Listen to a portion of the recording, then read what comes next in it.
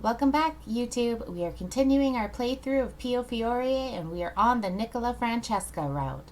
We are doing a blind run, so let's see what happens. You can watch me play at twitch.tv/Pinker NeonNova. Enjoy the video!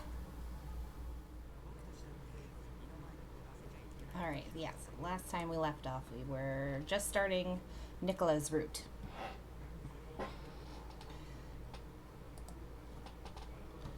Perfect. So as I did last time, I will read the game out to you guys so that you don't have to read it. And if it's too loud, let me know. If it's too quiet, let me know. My mouth's not moving as well, probably because the light in my office isn't on. All right, give me...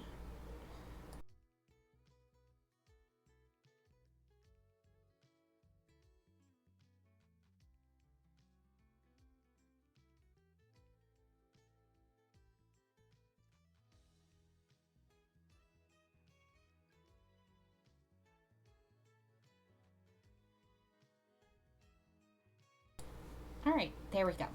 So now I should have better tracking because my light is on. Okay.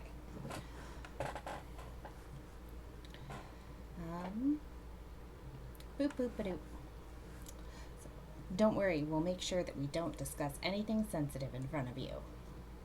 Thank you, Nicola. That's very sensitive of you. And if there is an urgent matter, we'll ask you to stay in your room. Yes, of course. I would appreciate that. Pinker is us. We're Pinker. We named ourselves after ourselves. I let out a sigh of relief. By the way, aren't you hungry? We've been talking for a couple of hours now. Ugh. He's so concerned about us. Don't tell me you heard my stomach growl.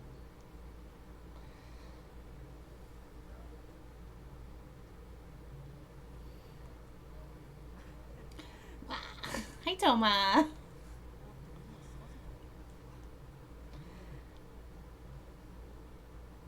I just started. Feral for hot men. Me too. Always.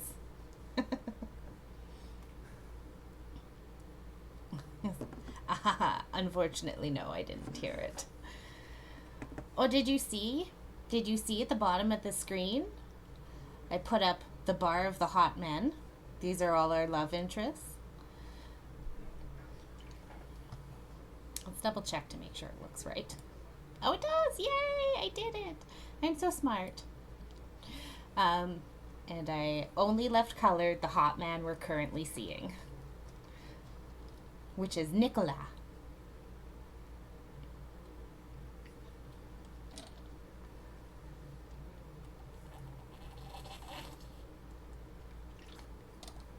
I know.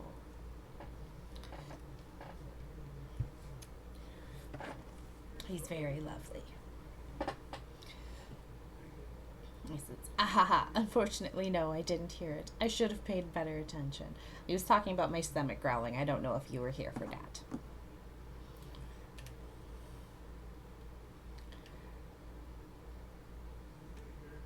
Okay, there we go. Pay attention to my mouth movements. Okay, we're good.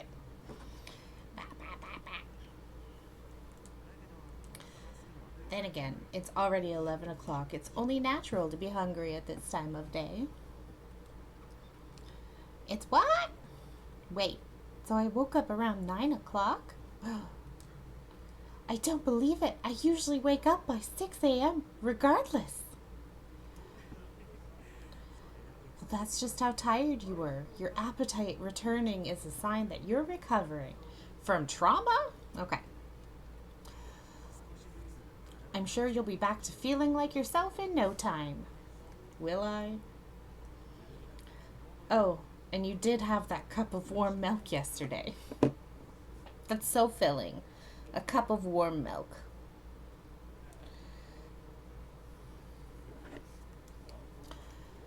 I'm surprised your stomach hasn't been roaring all day. stop it. That's embarrassing. You know it. Right? If I had a cup of warm milk, I would not be feeling good. Nor would I be hungry the next day. I'd be bloated and cranky. How about we head to the kitchen? The ruler of the Falzone is waiting there. Mommy. Ruler? There's someone else in power besides Dante? I tilted my head in curiosity as Nicola led me out of the salon.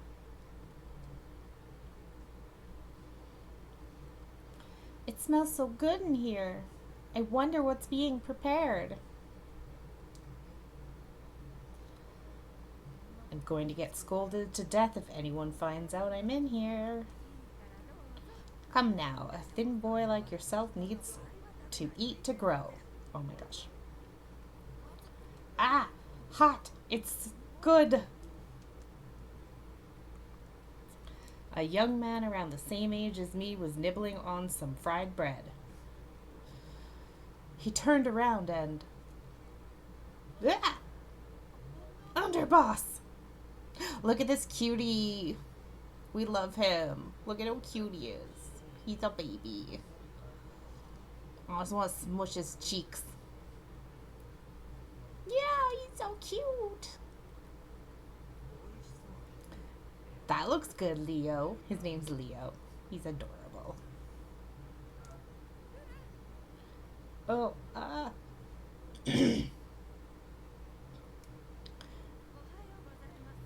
Good morning, young Nicola. Look at that mommy. Look at her. Ah, good morning, Julia. Pink, this here is Julia. She's the head housekeeper overseeing all the maids here. Julia. She's been in the family forever. Everyone's been under her care at some point of time. Oh, so you must be... Are you the one that young Nicola swept away last night? Yes. That's a bit dramatic. It was for protection. Protection. Oh my, where are my manners? You are a man of propriety. After all, young Nicola. Is he? He doesn't seem like it. What you playing with, baby? Did you find some yarn? Are you being spicy? Protect me from being single, sir. Exactly. Oh. Sorry. My child's running around. She's got play on the mind tonight. She says, Mama, watch me play with the yarn ball. Why would I ever think that you would bring a lady here? She said Zoomies time. She did.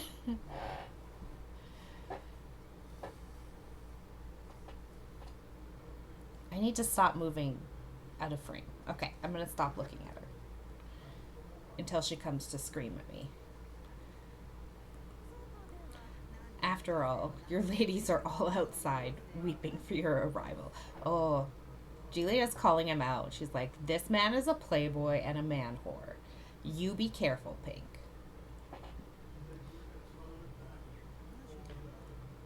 You don't give up, do you, Julia?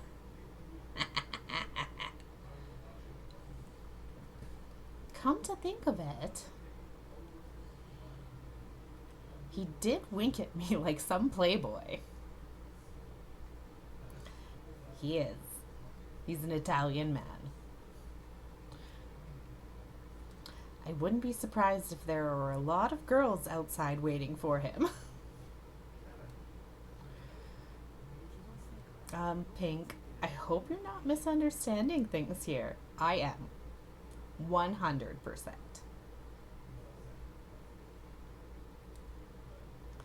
Not to worry, my image of you has not changed since the day we first met.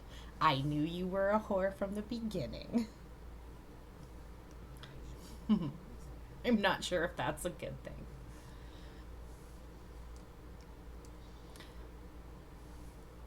No misunderstandings. You are a whore.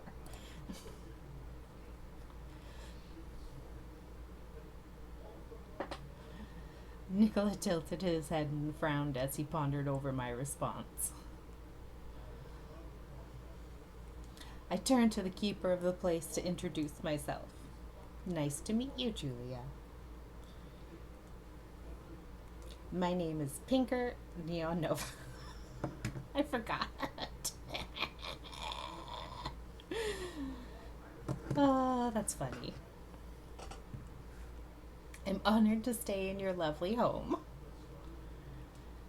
There's much that I don't know, so I hope you can bear with me during this time. My, what a polite young woman you are. Oh, so many burpees. She's very refined and well-mannered, isn't she, young Nicola? Why are you asking me? She's just commenting on how great of a girl I am. Before I forget, would you mind preparing something for her to eat? Why not at all? Please wait in the saloon while I put everything together. Then let me make you something to drink before the meal. Pink, how about a cup of cafe latte? Oh, I want a coffee. I should go get a coffee. Yes, that sounds lovely.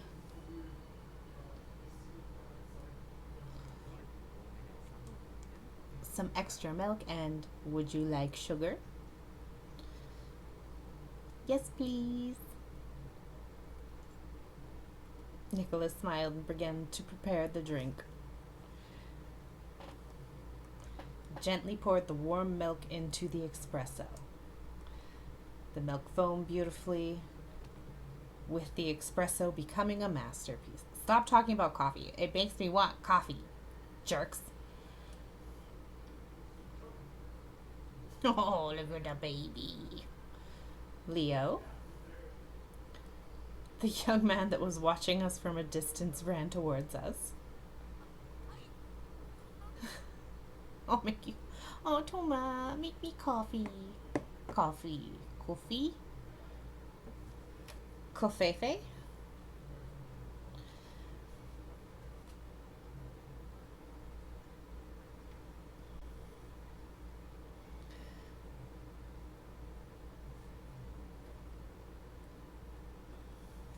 I just have to no spell brain empty. I know, right?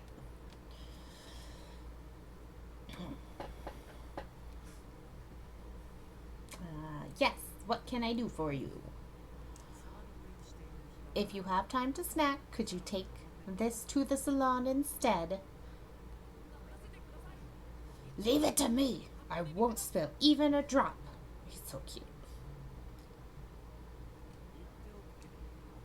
Not spilling would be the norm. Of course you wouldn't.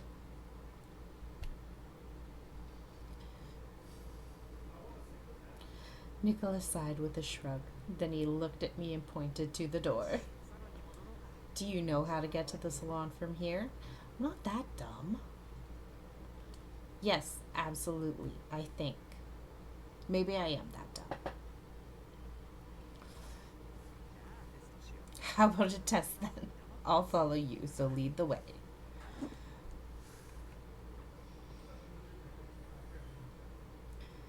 Was it also hot where you were, Toma? Because it was hot here, so my brain is empty.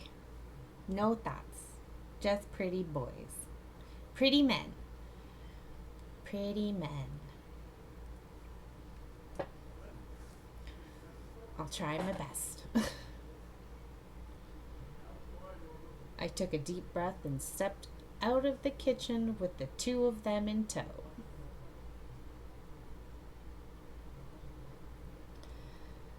We were in the salon where I was sipping on the cafe latte that was made earlier. Oh my god, that's terrible. It was 32 degrees Celsius here, and I was done. It was too much.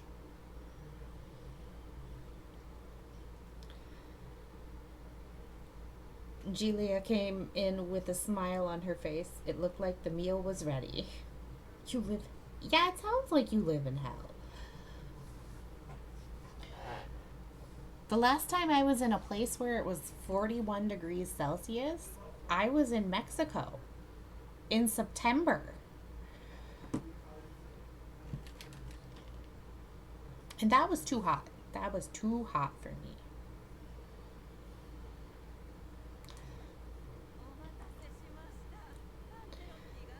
Thank you for waiting. Here's some freshly fried panzerotti. That's what we're going with. Made using cylindrical dough, rolled flat and then filled with cream and formed into a crescent shape, which is then deep fried in oil. It is commonly found in Italy's Apulia region. Okay, so it's like a ravioli. Yeah, I want to leave it. Yeah, you will. And then you'll get to have winter, which is its own kind of hell. The frozen kind of hell.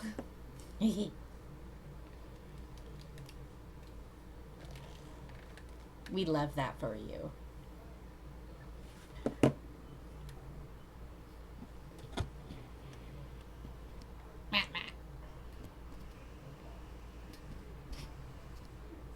Oh, it's so nice to see snow, see snow when you don't see it for a very long time. But I see it every year, so for like 8 months. But snow's nice. They look delicious.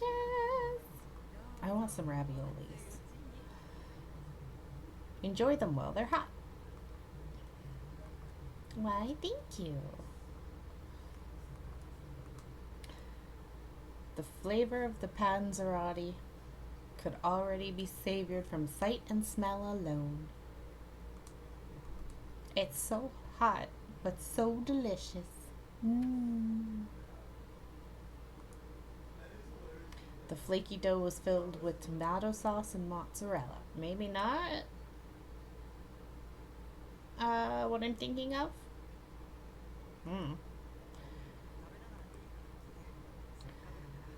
Why don't I introduce him while you enjoy your meal? Introduce who? Nicola glanced over at the young man, who straightened himself up for the introduction. Oh, Leo. His name is Leo. He'll be assigned to serve and protect you. Oh, perfect. Pleased to meet you. My name is Leo Cavanis. Yep. Please call me Leo. Okay. I was going to call you by your first name anyways. Because you're a baby. Pleased to meet you too, Leo. My name is Pinker NeonNova. You can call me Pink. Understood. I heard what you went through, and I can only assume how terrible it was. I'm sure there are lots of things you're still worried about, but I'll do my very best to help. Looking forward to working with you. Oh my god, he's so cute. Thank you, Leo, and I the same as to you as well. Yeah, and the same to you as well. I can read. Thank you. I would have loved to be by your side the whole time, but I do have other duties to attend to, so unfortunately I can't afford to. I understand. So what are your duties? I stopped myself from finishing my question. Leo called Nicola underboss earlier. The underboss was the second in command to the boss. I wonder if we could have figured that out from context clues.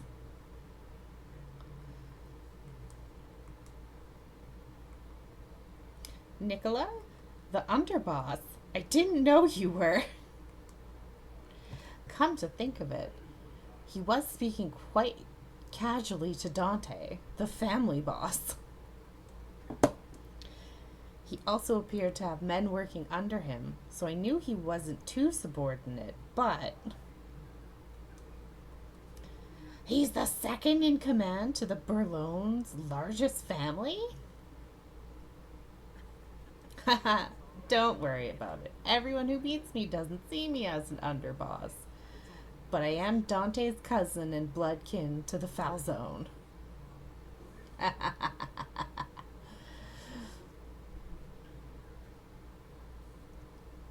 I'll be his GUI. The girl under you.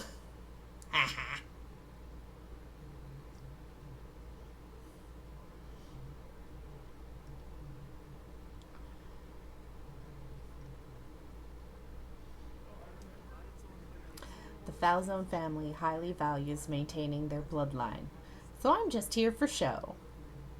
It's 'cause you're so pretty. Such a handsome boy. He's more handsome. Dante is more pretty. I responded to Nicola. I don't remember how to do this. This one. Well, you are very kind. I wouldn't have expected you to be the underboss. I'm gonna die, aren't I?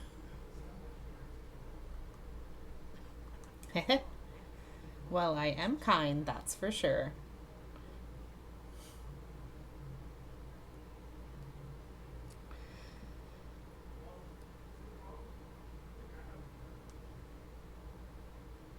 Oh, they both question my assessment. Leo, you don't look well. Oh, I'm fine, really. In any case, don't let my position bother you. It's just not the position I prefer you in. Sir? I'd appreciate it if you approach me as you normally do. Normally? Has your attitude towards me so far been normal to you, Nicola? Did I do something wrong? He doesn't notice? Not at all, but you're a very thoughtful person, aren't you? Isn't he? He's so sweet. Thoughtful is an understatement. Okay. Julia casually agreed with me in Nicola's place. Yes, that is what's wrong with him. His clothes are still on. We're not at that part of the chat storyline yet. We'll get there.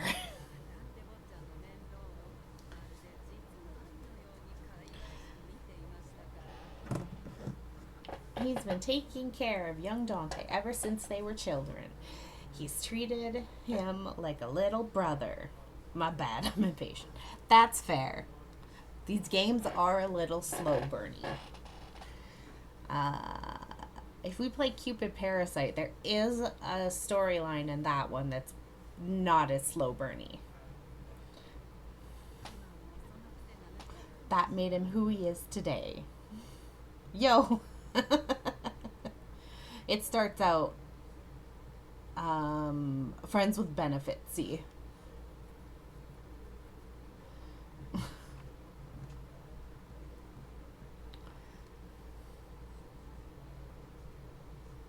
it does. It was lovely. That one's less like dramatic and more like romantic comedy. But some of the storylines, I'm just like,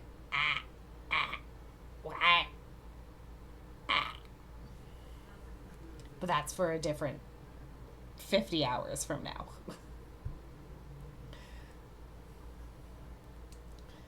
Oh, I see. Young Dante and young Nicola get along so well together.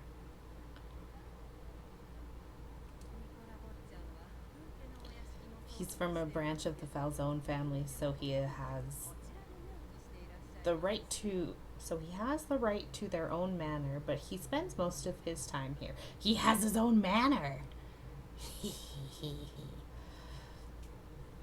We got a rich one on the hook.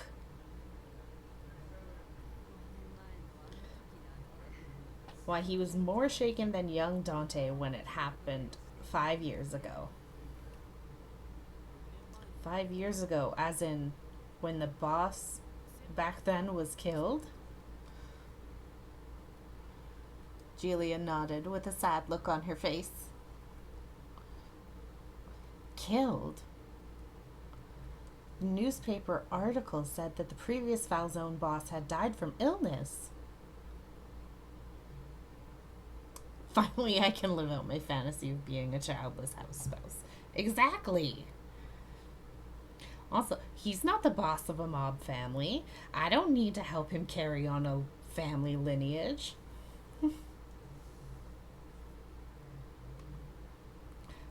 Odd, considering he was doing fairly well. Maybe he was assassinated. Exactly. Right? He's like one of two options that isn't a mob boss in this game. I recalled people around town speaking of in such a similar vein. I thought those were merely rumors. Julia? Yes? Was Dante alright back then? His father passing sounds terrible. Young Dante didn't get along very well with his father. In fact, they seemed to grow apart ever since young Dante came of age. Aww. I see. I remember that very night. Young Nicola wasn't here when it happened.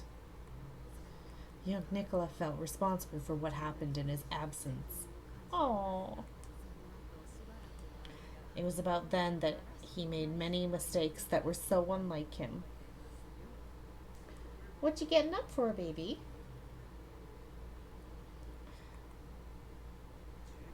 Julia, I think that's enough for now. He's putting his foot down. He is being assertive.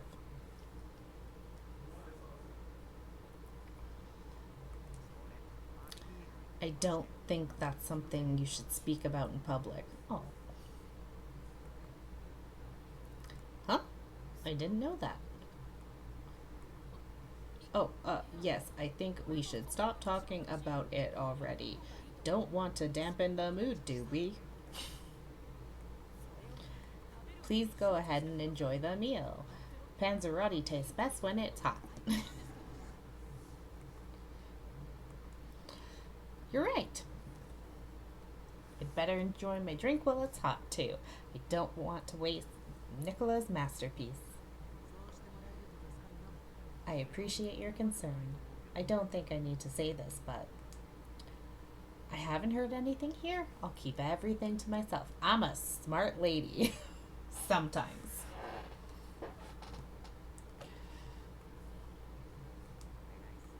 Please do.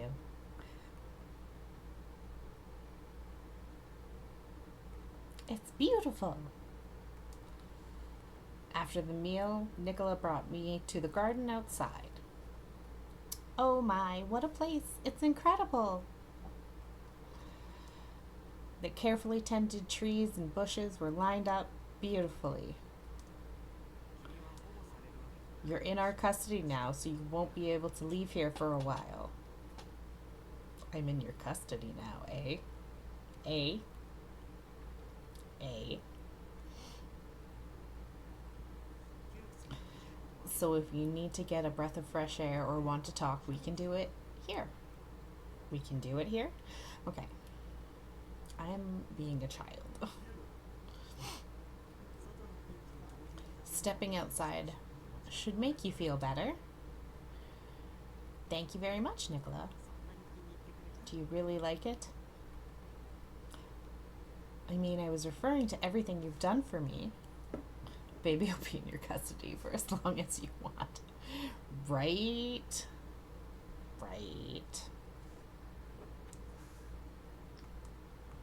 You saved my life. I can't thank you enough for it. You even saved Elena, my wife. And let me meet with Sister Sophia, too.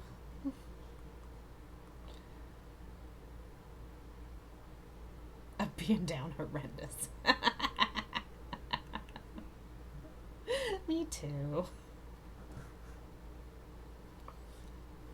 These are just all the things that I think when I play these games, so I'm just saying every thought I've ever had when I play these games. You're just encouraging me to. Is all. Sister Sophia is like a mother to me. You can't imagine how happy I was. Meeting her eased my tension and brought a much needed peace to my mind. Yes, it will. Listen, some of the things I have to say about Dante's run are gonna be bad too.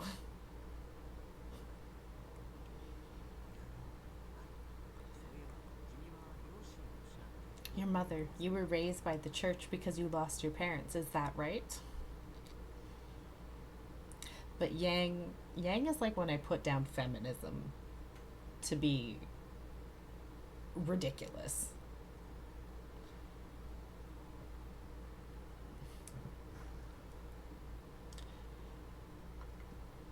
How did you know? I'm sorry. I did some background checks. I figured it would help me find out why the Lao Shu targeted you. Because I'm cute. That's why. Look at me.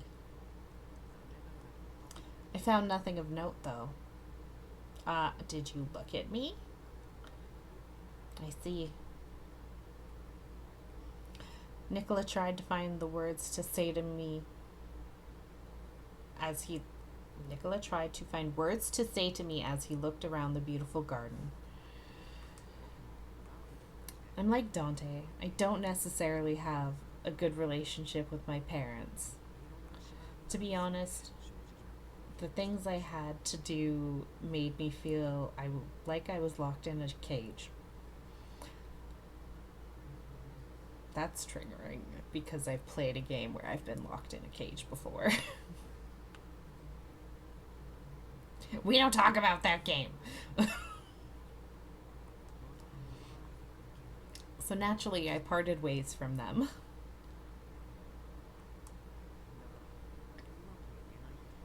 I know this sounds strange, but after I found out what you've been through, it made me feel like you were similar to me.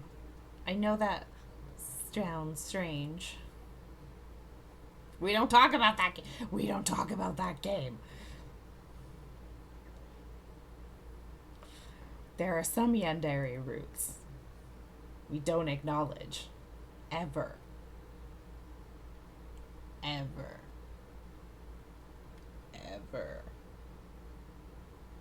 No. No, no, no. I'm traumatized.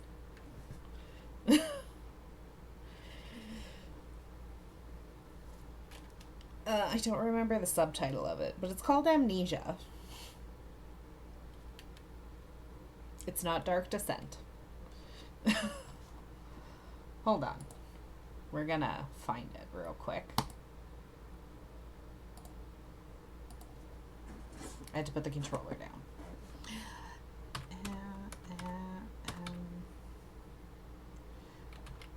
Amnesia.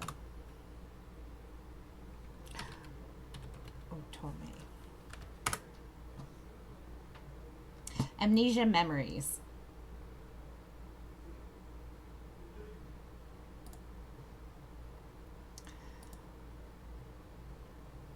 And the character who's the yandere. Okay. Amnesia Memories is an Otome game where You will be looking into it. Okay. Basically, you are the main character and you lose your memories. And then you can go on 4 different routes. But you have to play 4 different routes to get the 5th route. One of the routes is the Yandere route, who the character, the love interest, is your brother-like figure who's older than you. And he's like, oh, I'm the loving big brother character in every other route. But in his route, he's like, I'm the loving big brother character, but I'm also gonna kidnap you and lock you in a cage. And it's unavoidable. It's part of the good ending is you get locked in the cage. It doesn't matter. You always get locked in the cage, Toma. You always get locked in the cage. It's very scary.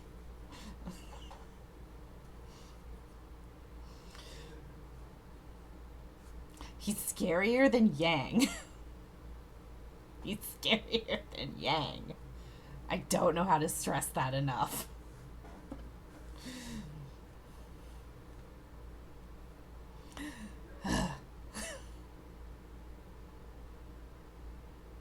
Listen, I love a man who will kill me in Otome games. In game. In game only. But it's not sexy when Toma does it. Oh yeah, his name is Toma.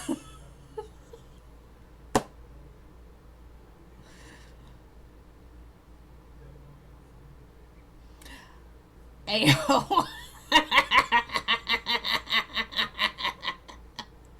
It's very scary. But he like buys you a bunch of stuffed animals and he's like gives you a puzzle. He's like, you're my little sister. I'm gonna keep you in a little bitty cage, a little bitty dog cage. And I'm like, absolutely not. Don't infantilize me like this. If you're gonna keep me in a cage, make it sexy. Don't infantilize me.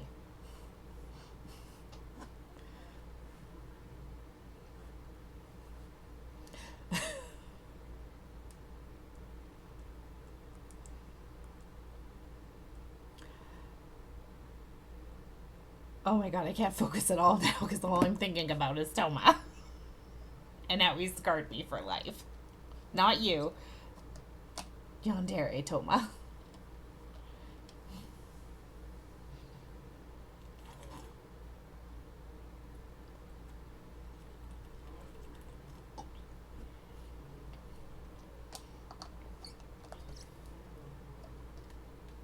He's got a cute design though.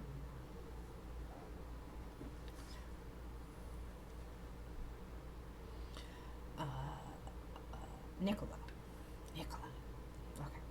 He says, no. I say, I would understand it being me too, though. No, you don't scare me. You're my baby. He says, no, not at all. His concern brought warmth to my heart. Oh. Maybe that was why I felt much closer to Nicola now than before. Thank you. We looked at each other and smiled. A breeze passed through us, lifting the pleasant fragrance of flowers into the air.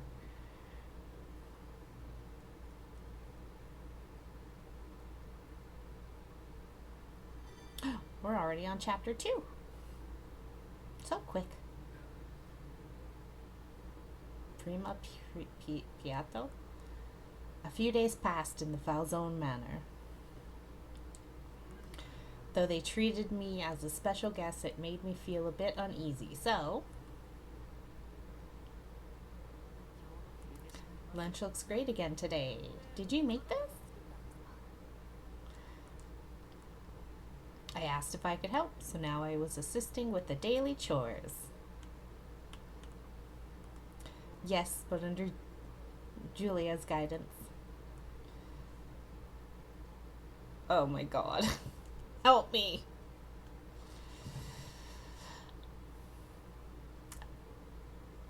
I tossed some of that with that and topped it with some shaved of that.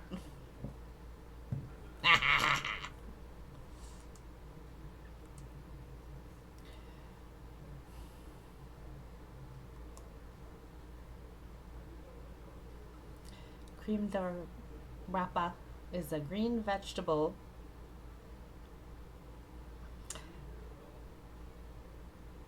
from Brassica rapa species found along the coast of the Mediterranean seas. Arancini is a uniquely shaped pasta from Puglia and Bascatella, Italy. Oh, it's the ear pasta.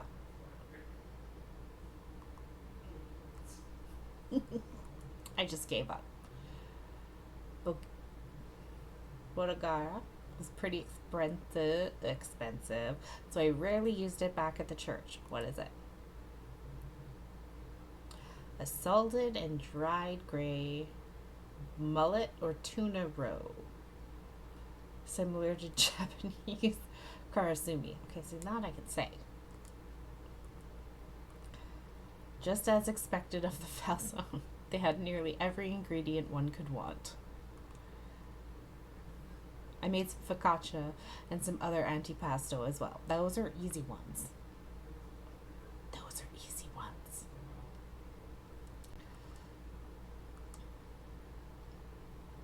We had a tradition of serving small portions from a variety of dishes. Preparing them did take a while, but it was fun and well worth the time. Everything looks so good. That's right. And you know what else? Everything tastes better when it's made by a cute young lady.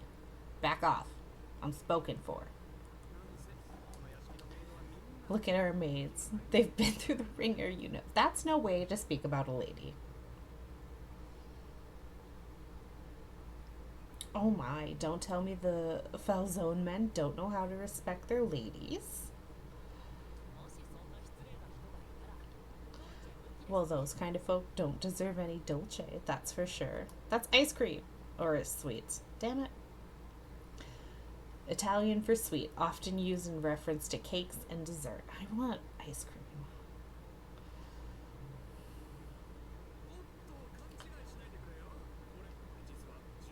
Hold on, don't get me wrong. I actually have a taste for ripe women.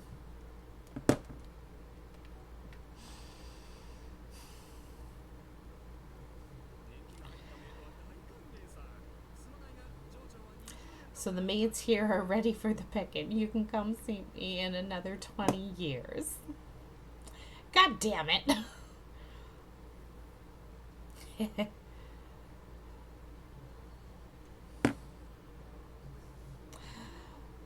Well then, I guess you deserve this. A nice cut of dolce. Ah, grazie.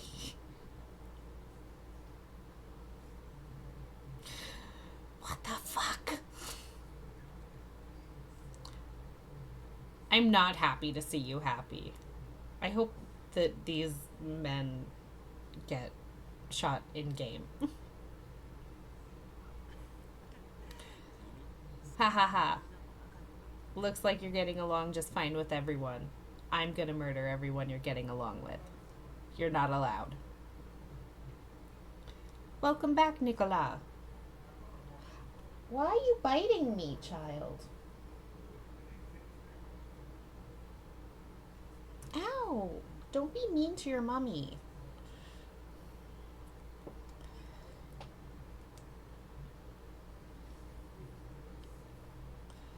I hadn't noticed he had returned and walked up to him upon his entry. It feels like it's been a while. Has it? It's probably only been a few days, at most. We're having some legging issues here. I'm gonna reset. Yeah, that's better.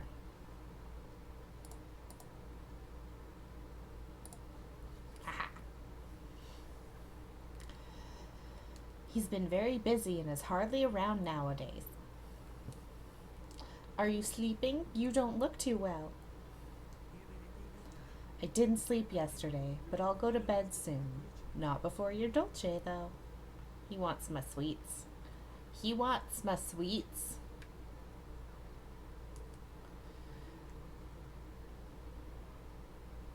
Julia now trusted my cooking and assigned me to baking the dolce.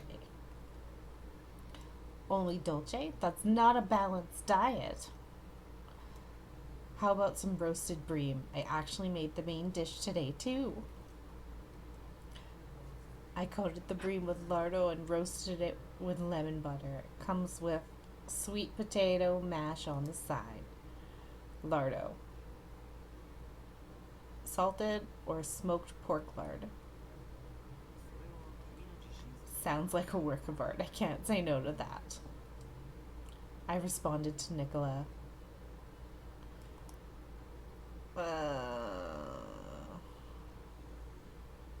I'm sure you'll like it. I'm sure you'll like it. You must have some, Nicola. I really think he's going to miss out on what I made today, and without sleep or food, he's going to tire himself out and get sick. He has to eat when he has a chance so that he's well nourished. Nicola smiled at me, sensing that I was concerned about his well-being.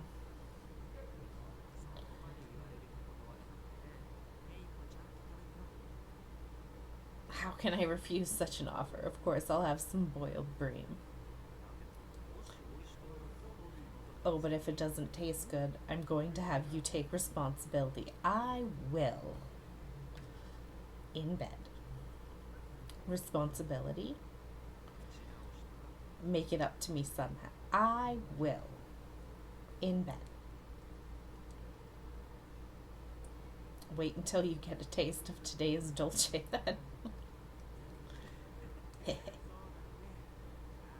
Sounds like you're ready. I'm at a disadvantage. Yeah, you are.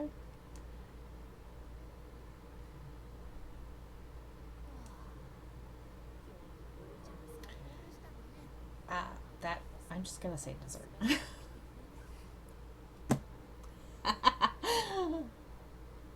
Oh my god. That's amazing. I hope it's an amazing voicemail. That dolce sure hit the spot. Sweet and tart and perfect.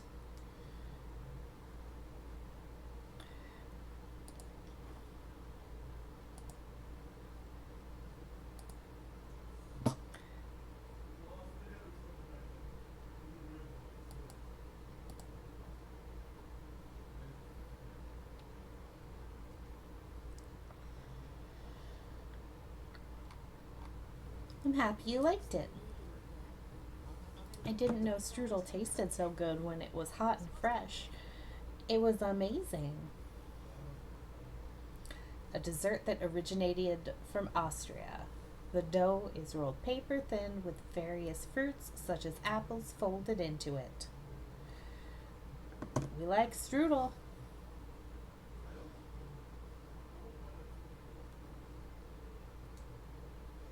Yes, and they taste even better when it's getting cold like now.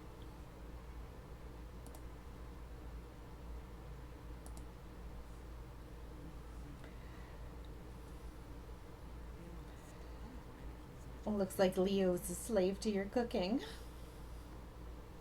Oh, that's good.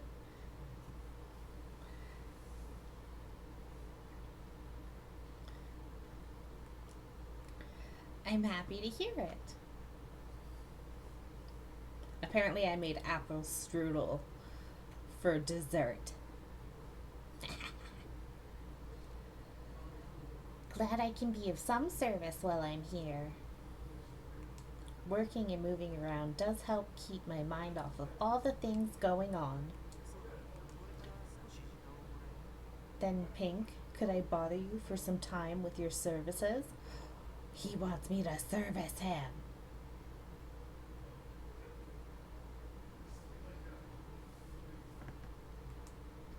Now, I thought you were going to sleep.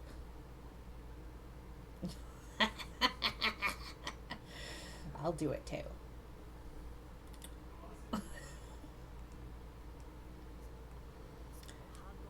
Oh, I think what he meant was he wants you to be with him when he sleeps. Yes, Leo, that's exactly what he meant. Leo, what in the world are you? Someone smacked the child. Huh? Would it be easier to understand if I said he wants you to sleep with? Leo. I don't believe I requested a translation for what I said, did I?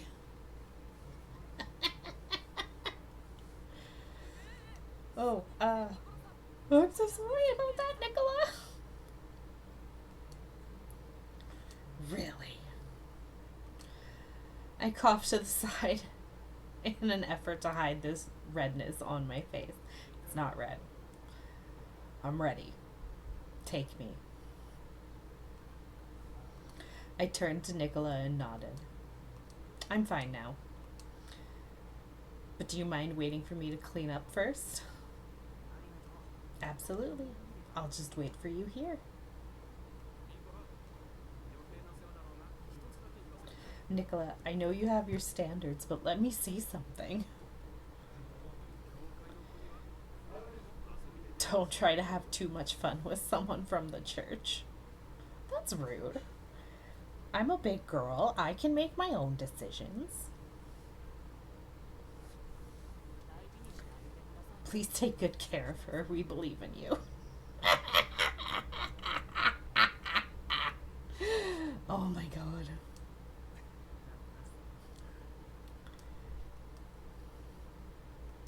Strange. Nicola's smile seemed a bit scary. I went back to the kitchen with the dishes. Julia, I brought the dishes. It's so good to know that they ate everything clean off their plates. That's good to. Oh? Oh my. Hmm? Young Nicola ate everything? Why, yes, even the garnish. Is there a problem? He doesn't like lardo.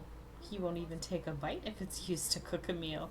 Oh, he ate it because I made him. Really?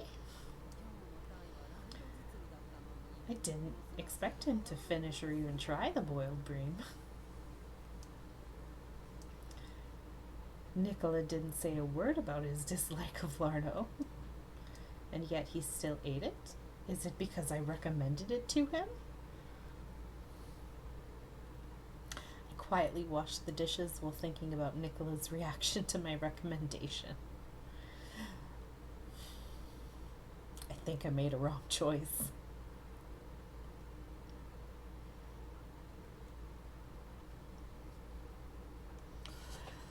But we're not restarting. We're sticking to our guns. I was finally done cleaning after the meal. Take your time. Con packing's very important. I get it. There's no data to quick load. Okay.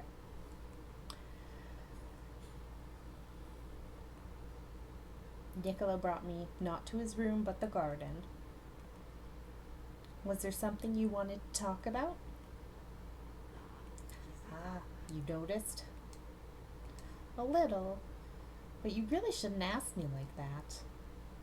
It really gave me the wrong impression. I'll be careful next time. And ask you out when we're alone. I wouldn't want another guy besides me to see you blush. Why, you, Nicola? Don't you learn, do you? I could feel my cheeks getting warm as I protested. My agitation didn't seem to bother him. Instead, he was just smiling at me. In any case, I figured you aren't the type to ask me to go to your room. But you listened to me back when I wasn't able to sleep. I figured it was my turn now to listen to what you have to say. Thanks for being so accommodating. though it's not so much about listening. Rather, I want you to be in the know. I'm sure you'll find it quite interesting. Interesting? Orlok, are you around? Yes. Ah! Didn't notice him there.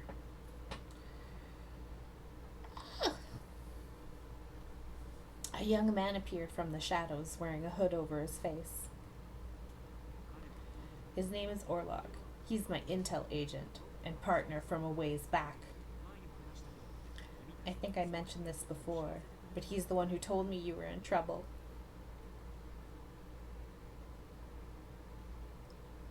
Orlok.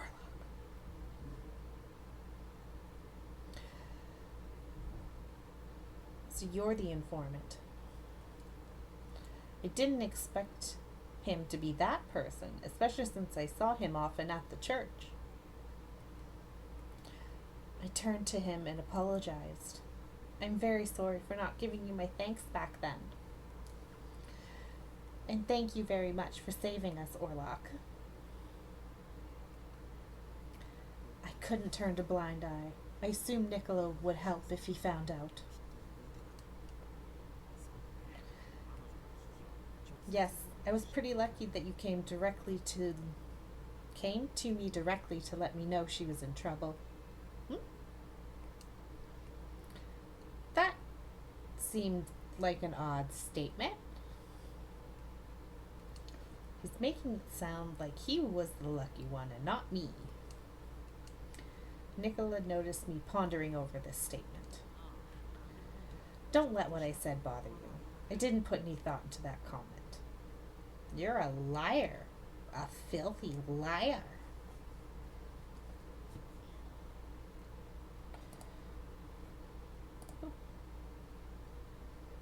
Okay.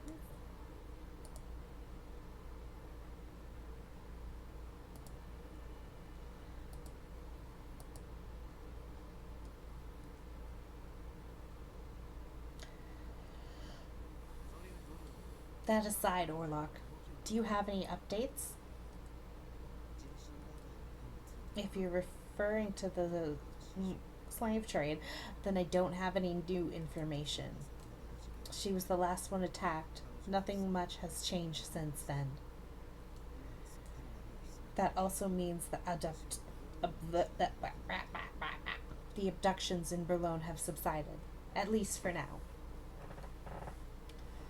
I see. What you said matches what I've heard. The police are also saying the same thing. It wasn't a coincidence. The Lao Shu must know. Orlok, can I ask you to continue what you do best? I'll make sure to make it worth your while. I'm not pausing dramatically for impact. I'm just bad at reading. Orlok nodded to Nicola and quickly disappeared from the garden, as mysteriously as he appeared. Nicola, about what you said earlier. His comment about how the Lao Shu knew something was bothering me. But, well, that's about it for me. May I lead you back to your room? He abruptly changed the subject to show that he had no intention of continuing the conversation. Yes, thank you, Nicola. In turn, I ask that you rest as well. I will. I'm pretty tired today. Nicola smiled and escorted me back to my room. What's the matter? If you keep that up, you're going to make me blush. Oh, was I staring at you? I hesitantly said what was on my mind. I appreciate how kind you've been to me, but aren't you being a bit too kind? Oh? You don't like lardo in your meal, right? Oh, that? Somehow, I felt I could eat anything today. Somehow? You're too kind, Nicola, and it worries me a bit. I'm not sure what you see in me. but I'm not all kind, you know? Our family is very strict. We're ruthless and cruel to anyone who dares break the rules. Rules refer to each family's rules that must be followed. Those who break the rules receive the most extreme punishments. Thank you, terminology.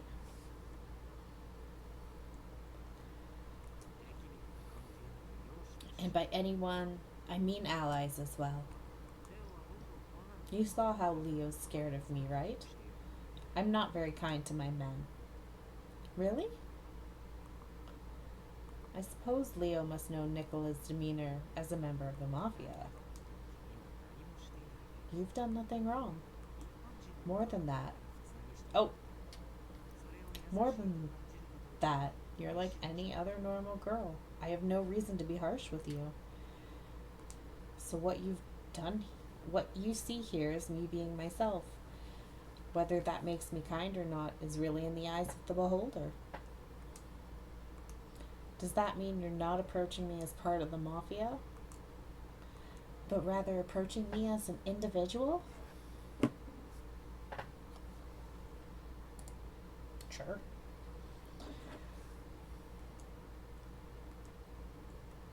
Nicola gave me a gentle smile.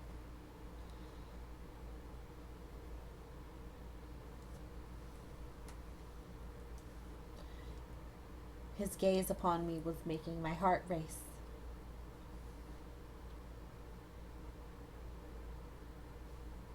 No CG. Damn.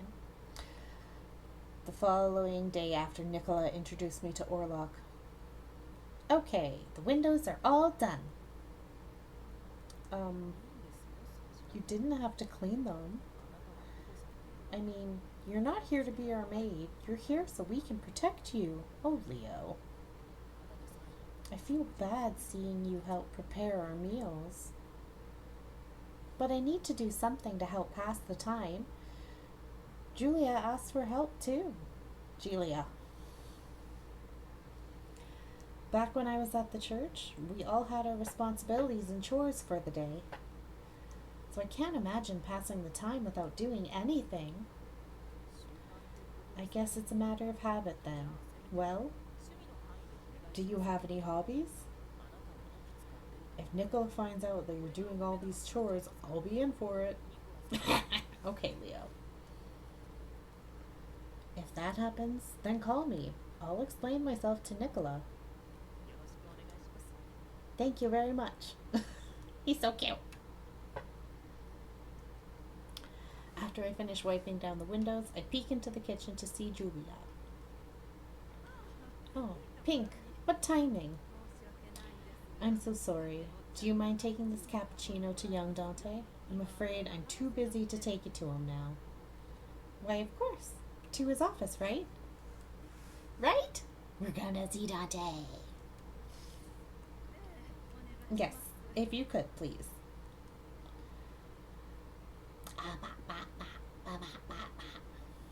Huh? Just as I was about to knock on the door, I heard someone's voice coming from inside. If there's anything you need, feel free to let me know. After all, I owe much to your father and the Falzone family. I know this voice.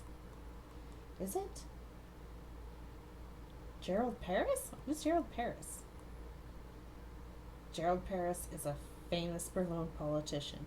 He's very popular amongst the citizens. Why do I ask the question when it's going to be answered like 10 seconds later? I should know better. I've played these games for a very long time. I remember him coming to the church often to see how the children were doing. I didn't know he had connections with the Falzone family.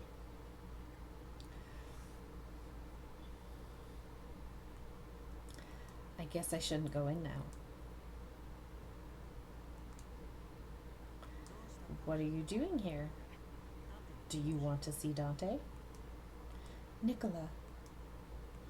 Nicola looked down at my hands and immediately responded. Ah, cappuccino. Let me take that. I need to talk to Dante anyways. Are you sure? I felt bad that he was going to take it to Dante when Julia asked me to do it. I'd tell you not to worry, but knowing you, how about you make an espresso for me instead? I'll head to the salon in, say, 30 minutes. You can count on me. Thank you, Nicola.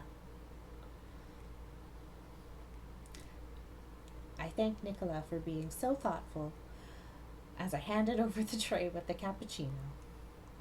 I turned around and left the office, heading back to the kitchen.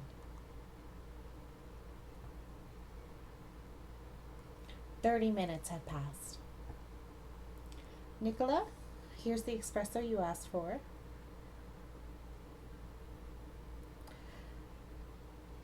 As a small token of my appreciation, I also brought a small tray of pistachio biscotti to the salon, when all of a sudden, don't underestimate the police. Now fess up, Nicola Francesca. I wonder who it is. Huh? Please keep it down. I have a massive headache. I stopped right at the entrance to the salon. Inside were Nicola and Roberto, along with a number of the Falzone men. The men had their guard up and they were ready to pounce on Roberto at any moment. Noticing me at the entrance, Roberto suddenly gasped in surprise. Nicola didn't say a word to him, instead looked at me and smiled. Thank you, Pink. How thoughtful of you. I'm sorry. I didn't know you had a guest. I only brought enough here for you. That's fine. He'll be leaving shortly. What? Roberto glared at Nicola's lack of interest. I could tell very easily that Roberto was beyond angry. Explain it to me in a way that makes sense and I'll leave. He was trying his best to hold in his anger, but it was quite apparent in his eyes. I know you worked behind our backs to get your men released from jail for free. Working to free a criminal without their punishment is a crime in itself. Do we have to go through this again? I went through the proper channels at the station and the court to legally free them. Why, where's your honor? I'm afraid we have some kind of misunderstanding. Do you really think I have the power to manipulate the law? The men were released because your station in the court deemed them not guilty. That's all there is to it. Nicola replied gently in an effort to try and quell Roberto's anger. Then all of a sudden, the tone of his voice changed. The case of the young girl's abductions here suddenly ended without any notice. Your men didn't even investigate the incident properly and instead closed the investigation. And now you have the spare time and you're trying to find fault with the mafia. I quietly listened to their conversation. Can you imagine how much trouble it is for us to entertain you folks? It is our job as the police to monitor and arrest the mafia. Now that the abductions have ended, it is only natural that we redirect our focus to the mafia. To start with, you're all criminals. You have no right to denounce the police. No right? You know you should really think before you open that mouth of yours.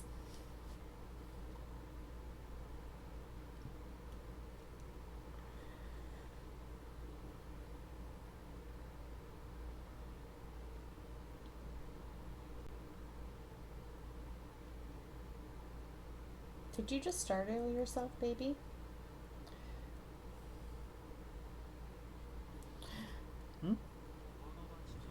You seriously think an officer like you has the authority to come barging into a foul zone residence like this?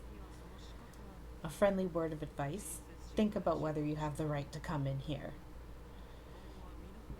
And be careful how you act next time. If you plan on living in Berlin, you should at least learn how things work around here.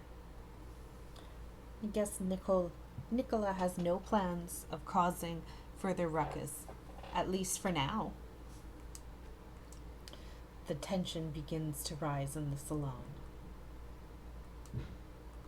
Roberto was glaring at Nicola. He opened his mouth to speak, but Leo knocked on the wall to request attention. You have a guest, Nicola. Marco. Sorry for the trouble, Nicola.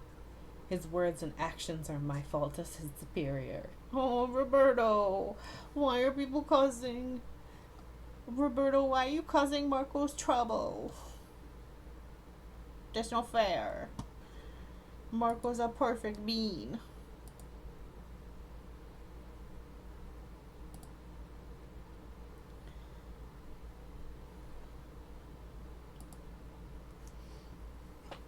What? Marco, you don't need to listen to. Roberto, do we have to go through this again? You don't want to learn, do you? Just drop it and let's go.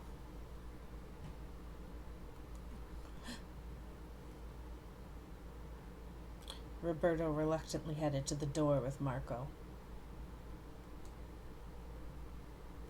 On his way out, he stopped in front of me. Come with us. Huh? I have no idea why you're here, but you shouldn't mingle with them. Just leave this place and get back to your normal life at the church. Oh, Unbelievable. You don't know how to treat ladies either. Good job, Nicola. Tell him off. It's her choice where she wants to be, unless, of course, you're going to arrest her. I bet you have kept her here against her will. A person of faith associating with the mafia? Ridiculous.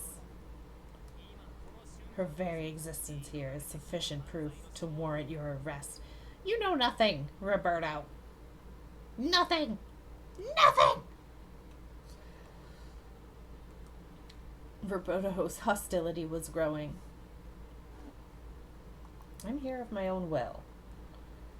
Roberto, I'm afraid you've misunderstood. What? I'm here of my own will. And there's nothing about me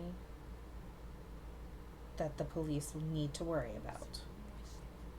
You want to be here with the mafia? No, that can't be. I won't accept that as a fact. But it's the truth, and... Nicola gently placed his hand on my shoulder to try and calm me down. She's my special someone. Ah, we're getting married next Thursday.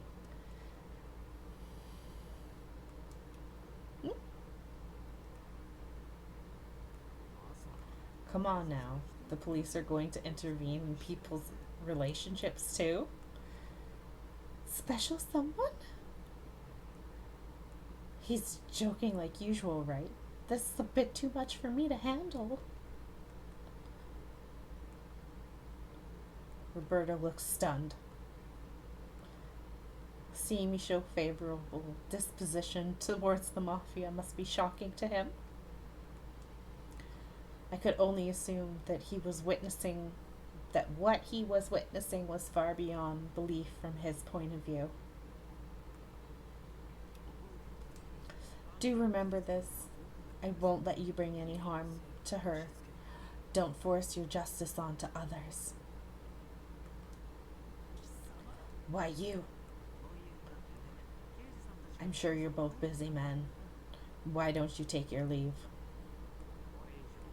I also appreciate it if you didn't waste my precious time. Let's go, Roberto. But, Marco, as much as I hate to say it, I understand your concern. Nicola, take good care of her, you hear? Of course. Then we're good. Marco somewhat forcefully dragged Roberto out of the manor. Now then, who was the kind soul that allowed that officer in here? That was me. What were you thinking? Even if he was causing noise outside, there was no reason to let him in here.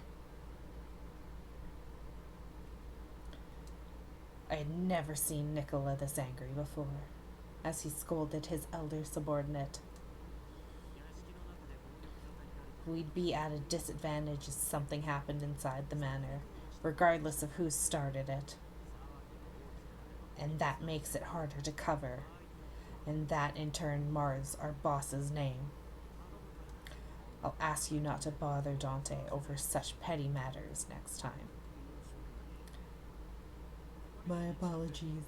I promise, in the name of the family, to never make the same mistake again.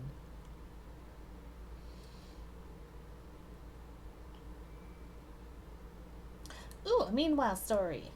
Unsightly. Whose story is it gonna be? Oh, it's gonna be Roberto. It couldn't be. Impossible. She's Nicola's mistress? I don't believe it. Mistress? Are you seriously saying that? Huh? You've got to remember that Nicola has a mouthful of lies. There's probably a good reason why she's there. Then again, the reason is only good to them two. If both of them are in agreement of their arrangement, then we shouldn't intervene. Is she being dragged into some major operation? I clench my fists and glance at the manor. The extravagance of it, built with the hard-earned money of the people, looked unsightly to me.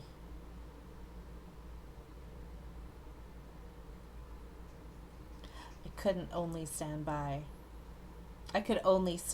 and watch the espresso I brought went colder by the minute. I'm sorry about that. I hope I didn't scare you. Just a little. Let's step outside once I'm done with the espresso. Some flowers in the garden have just bloomed. I'm sure you'll love them. Yes, I can't wait. I awkwardly nodded at Nicola's smile.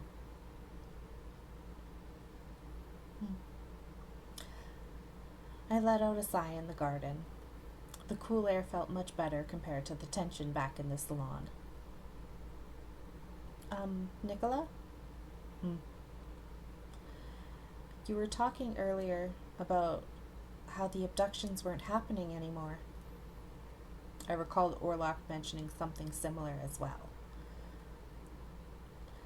Back then I didn't have the chance to ask about it, but does that mean the Lao Shu have stopped? Can I go back home then?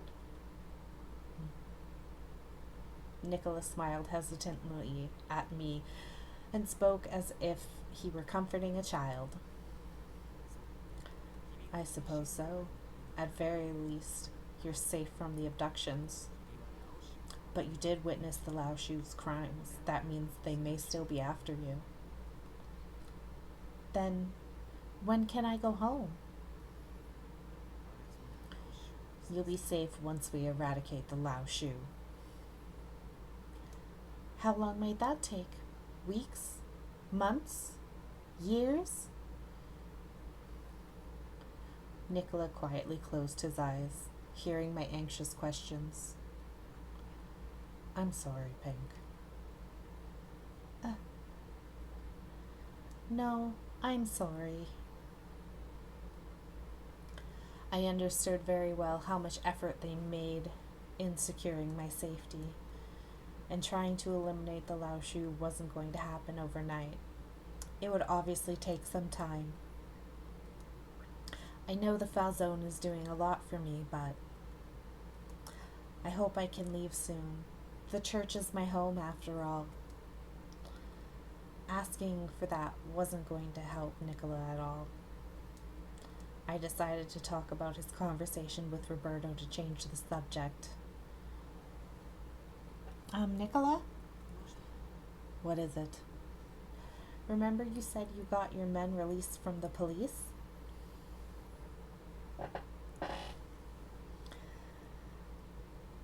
That was all true, right? How did you know? It sounded real, coming from you. You are the underboss, after all. He looked at me with his usual calm expression. I conduct myself in ways that go against the law. As Roberto says, I'm a criminal.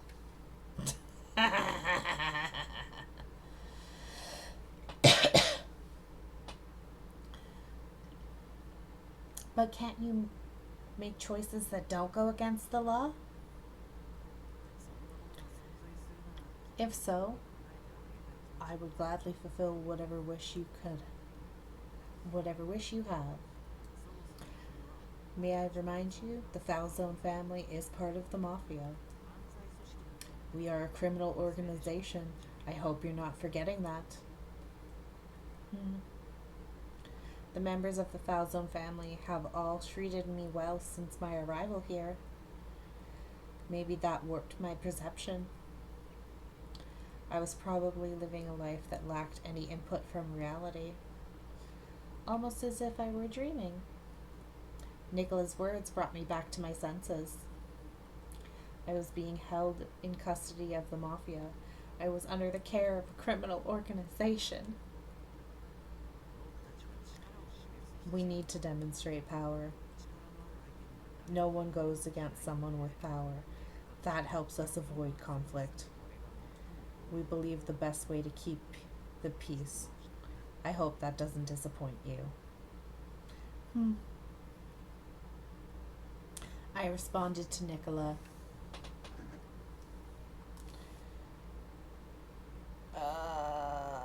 We're gonna make a save point here, just in case.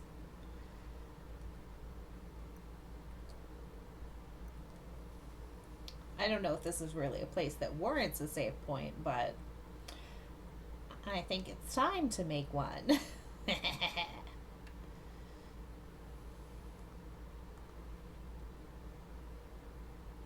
A little.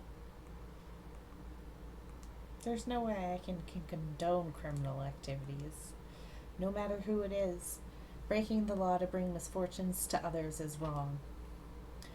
I know what I'm saying is idealistic. It would be better if he can look for an option that won't bring harm unto others. I see. You're a very kind person. Dreaming is important and precious. Much better than not thinking at all. Is there anything else bothering you? Your hair. Brush it. Anything else? I was a bit surprised how strict you were with one of your men. I know you said you weren't kind to your men, but still. Our family is very strict.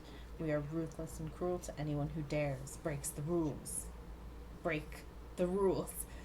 I can read.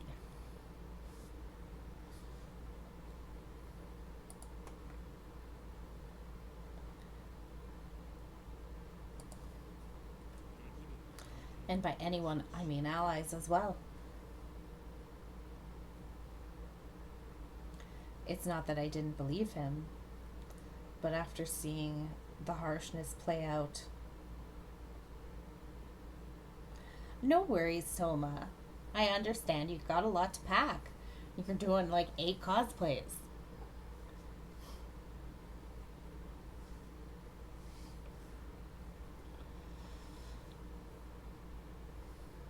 Yee. Take your time. You want to make sure you don't miss any pieces.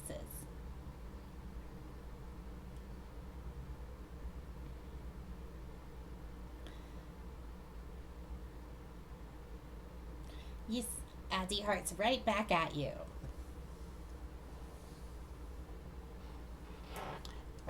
Oop.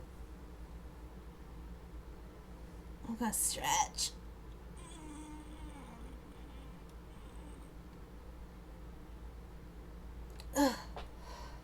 Yeah.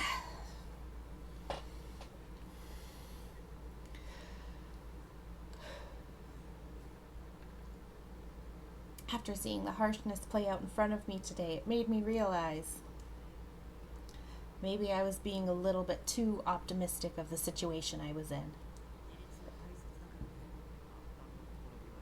Keeping it to the rules is important. Let that go and the whole system will fail. That is why each member of the family needs to be guided carefully. After all, I am Dante's. I am working as support for the Falzone family. My job is to nip any potential problems for the family in the bud. That must be Nicola's role as the underboss. This might have been the first time I saw Nicola as a member of the Mafia. Let me ask you something. You're talking with the administration of the family right now. How is it? Are you scared? I responded to his question.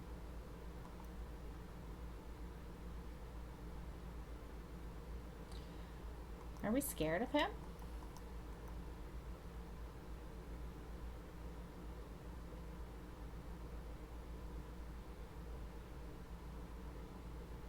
I am scared. To be honest, yes, I'm scared. I keep forgetting that you're part of the Mafia. A person I wouldn't otherwise associate with. Nicholas smiled and spoke. Yes, and don't you forget that. Ooh. Okay. I was born Mafia, and I will always be Mafia. Okay, sir. Don't come too close to me, or else you might get hurt. Ah. I couldn't respond to Nicholas' words. Ah, how could I forget? Remember how I introduced you to Roberto as my special someone? My apologies. I should have asked you first whether I could say that or not. Well, it did surprise me, but you had to do what you had to do. Don't worry about me. It's all right. I understand. Thank you. Still, what I said back there was a bad choice regardless. Really? Well, that officer is quite attached to you. What? You mean Roberto? Oh, absolutely not. He's never been particularly kind to me. In fact, I think he may actually hate me.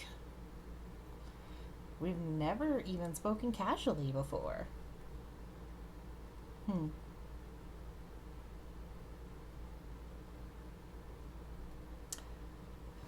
Okay, that's a scene change. I'm going to take a quick break. I will be right back. I'm going to go get some water and run to the bathroom. All right, let's do this. Wake up, game. Come in.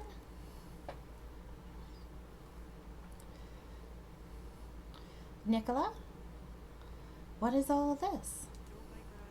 These are for you. Sister Sophia packed your belongings together and sent them here. She also sent you a letter. I can deliver your reply to her. Oh my! What a pleasant surprise. Grazie, Nicola. You're very welcome. Dante did give orders to ensure that your living here would go smoothly for you. Dante said that? After Nicola took his leave, I began thinking to myself, come to think of it, I haven't seen Dante for a long while now. Well, he is the boss, so it's only natural he would be busy.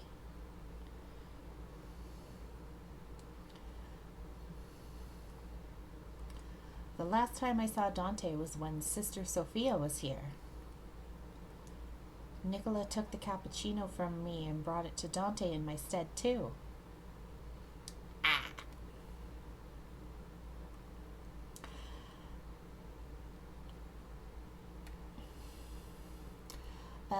Dante was the Falzone family boss and the heir to the manor. His care and discretion provided me all that I needed to live here comfortably. Isn't there a way I can show him my thanks? I kept wondering about it as I left the room to go to the kitchen.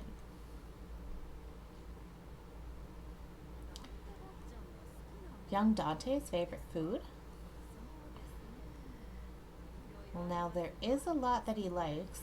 In fact, his tastes are very clear. There's no quick save data.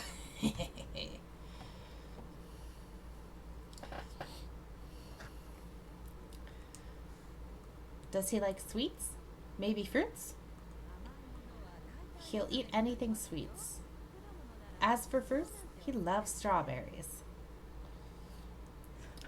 Pretty boy Dante's got a sweet tooth. I guess I could type in here, we'll say. Yeah, I know that. Yuck.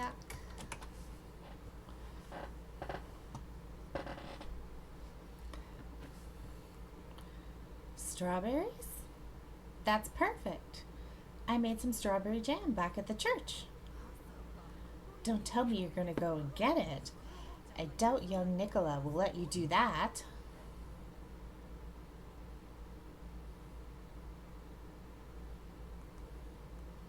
Could someone get them for me, perhaps?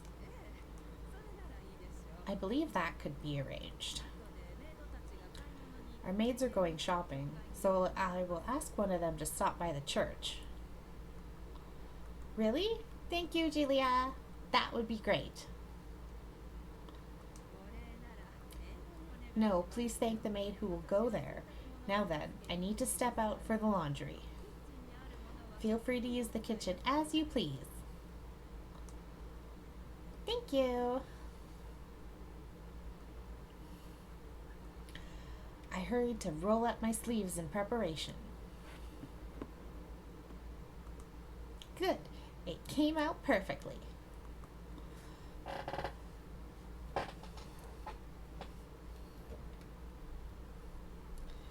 going to open my jar of coffee. Ugh. I'm so strong.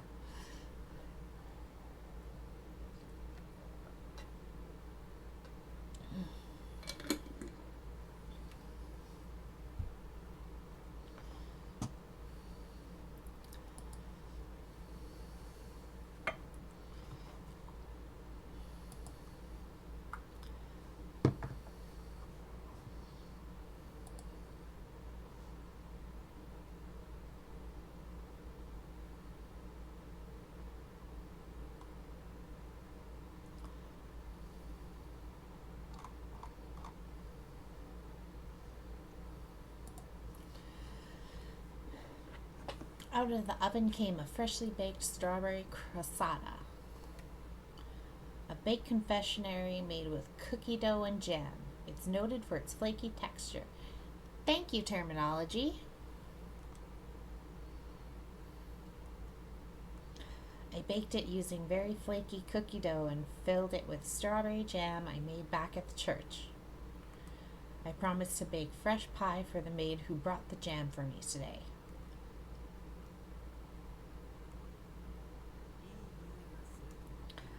I thought I smelled something good. So where's Julia?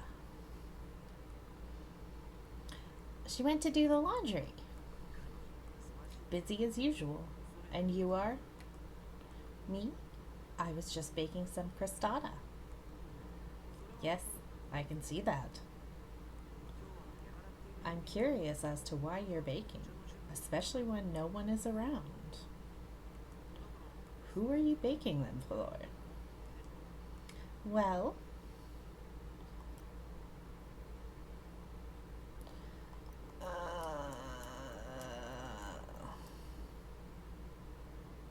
for Dante.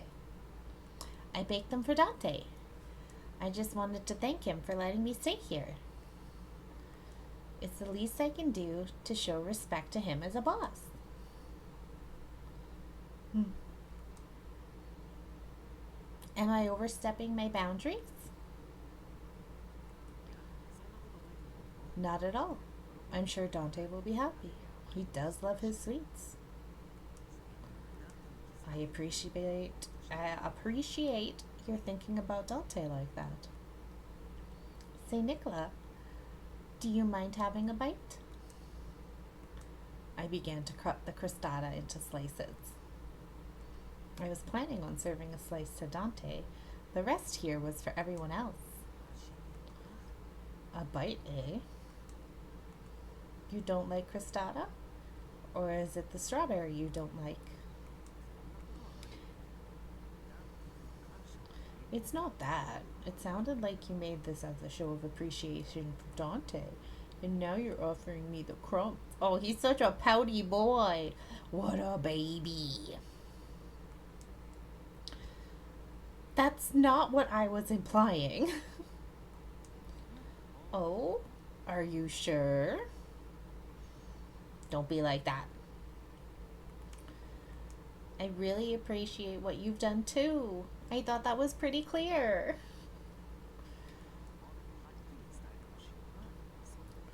You could be clearer, you know. Show your real appreciation.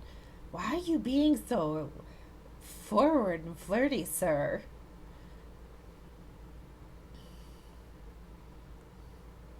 How?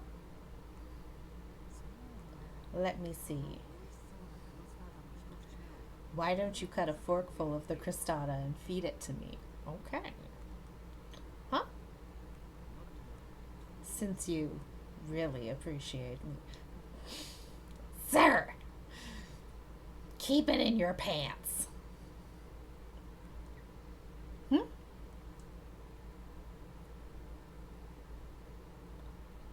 Nicola naturally came closer to me, all well with his usual smile. Or maybe, fine, I'll feed it to you. I held up the fork in my hand. No use in me holding back here. I need to do this. If I don't do this, I feel like things are only going to take a turn for the worse. Ah, CG time! Oh, this one's a really cute one. Toma, come back.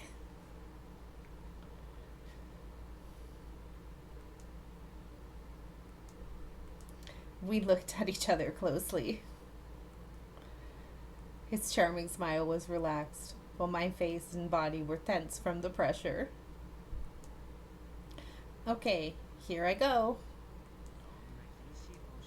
No need to look so serious about it. You don't need to do this, you know. It's not that. It's just embarrassing. Well, if it's so embarrassing, then I don't want to force. It's okay, Nicola. I want to show you my appreciation. This is just my way of showing that. I stated strongly. As if I were trying to convince myself. Well, if you say so, will you do the honors?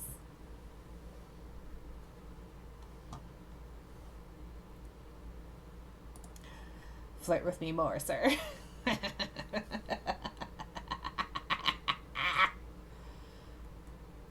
Yes. Open up, Nicola. With pleasure.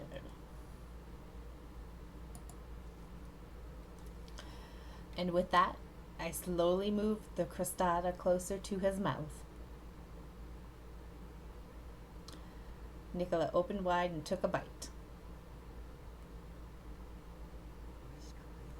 That was good. Thank you. That was good for me too.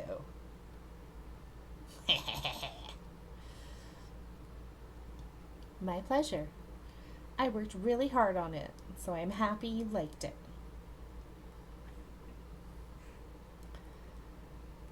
Is there a problem? No. I was just thinking how much I like you. You're lying, right? That's terrible. I'm not lying. But you aren't serious, are you? Well, sort of.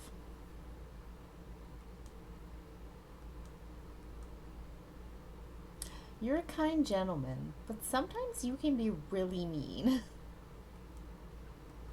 I don't think it's very nice to say things that can be misunderstood. Nicola laughed like a kid and moved away. Oh, that was a really cute CG. I forgot that Nicola has really cute CG sometimes. You can lie with a smile on your face. I'd better watch out next time.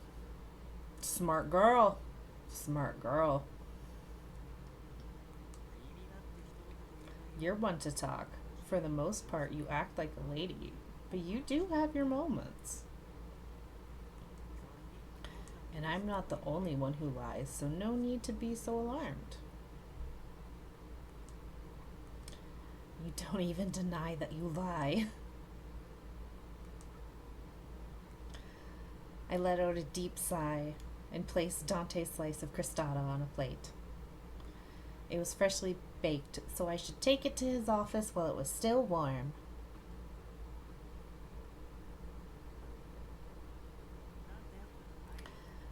Dante, we're coming in. Nicola knocked and then opened the door without waiting for Dante's response. Then make the impossible happen. That is an order. I'm not good at voices. I'm trying, but I'm not good at them. He's on the phone? Maybe we'll come back later. I worriedly looked at Nicola to see what we should do. He smiled back as if there was nothing to worry about. That is all from me. Dante ended the call abruptly and quietly put down the phone. So, why are you two here? Dante looked at us with a frown. I responded hesitantly. I baked a crostata to show my appreciation for all that you've done for me. I was hoping you'd like it. I see.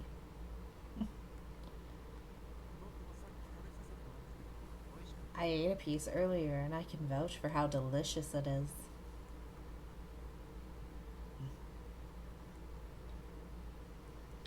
Without changing his expression, Dante took a bite of the crostata. Then he took a sip of the cappuccino, savoring the pairing. Come in. Excuse me. Oh, Nicola, there you are. I have a report for you. Let's talk outside. Understood. With serious expressions, Leo and Nicola took their leave. As for me, I feel like I missed the opportunity to leave the office. I should have left with Nicola. Being alone with Dante was making me feel nervous. I'm so nervous. Looks like Dante was about to finish the crostata. There's not a crumb left on the plate. I suppose he must have liked it. By the way, are things going fine living here?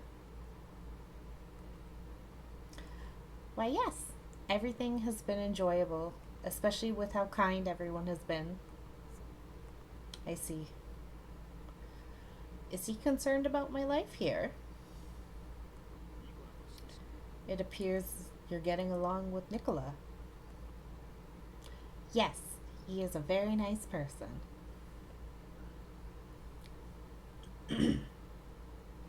Should I give the main character my retail voice? My work voice?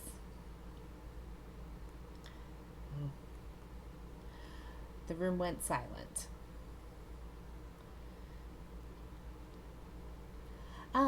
Well, I should return to the kitchen. Thank you for finishing the meal. That's my work voice. I gathered the empty plate and cup and quickly left the office. Oh, bad omen. We have a other story. Side story. Whoop whoop. So what do you have to report? One of our men has been reported dead. Cause of death unknown. Someone died. Who reported it? A resident living in our district let us know. The police haven't been informed yet. Let's hurry to the scene. I want to see what happened before someone else does. Should I report this to the boss? Let's keep this under wraps until we have more information. I see. Understood. I'll lead the way then. I hurried down the hall with Leo in front. I was a bit worried about leaving her behind in the office, but I need to fulfill my duties first. I looked at the body in the Falce district alley. Leo went to speak with the person who found the body. A gunshot from behind. Looks like it hit him squarely in the head. This is the same way my other subordinate died, the night I took custody of her. That's me! It doesn't look like there was a fight. It was more of an execution. I heard footsteps approaching and looked up to see a familiar face. I have some information to sell, Nicola. What timing? I'm surprised you knew where I was. It was luck that I met you here. I'm going around to all the murder scenes. It looks like the Berlone Mafia members are being killed in town. If you're interested, that is. That's exactly the kind of information I'm looking for. Similarly, incidents are occurring through the various districts, including Strano. Arca isn't as affected, but there are bodies turning up near the police station too. The police are only here to keep up a front. They may be a nuisance, but they are far from being a threat. The fact that the police couldn't control the crime rate was to be expected. Interesting. It didn't seem like the disturbing events in Berlin were going to cease anytime soon. Back to the office. I gather the empty plate and cup and quickly leave the office.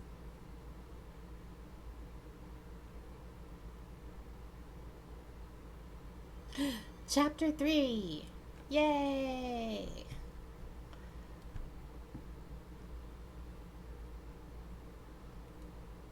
It had been 1 month since I came to be under the care. Reading is hard. It had been 1 month since I came to be under Nicola's care. I was living a peaceful life here in the Falzone family manor. Nicola was busy as usual, but he did speak with me every so often.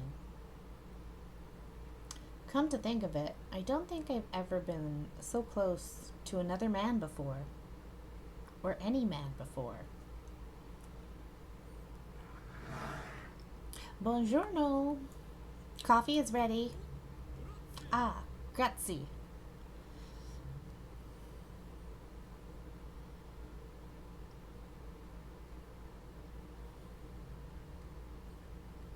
I'd been helping with the cooking, cleaning, and serving here in the manor.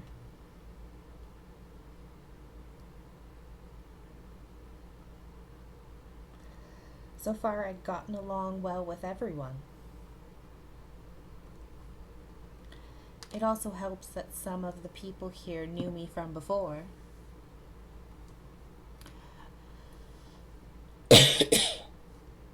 Sorry about that.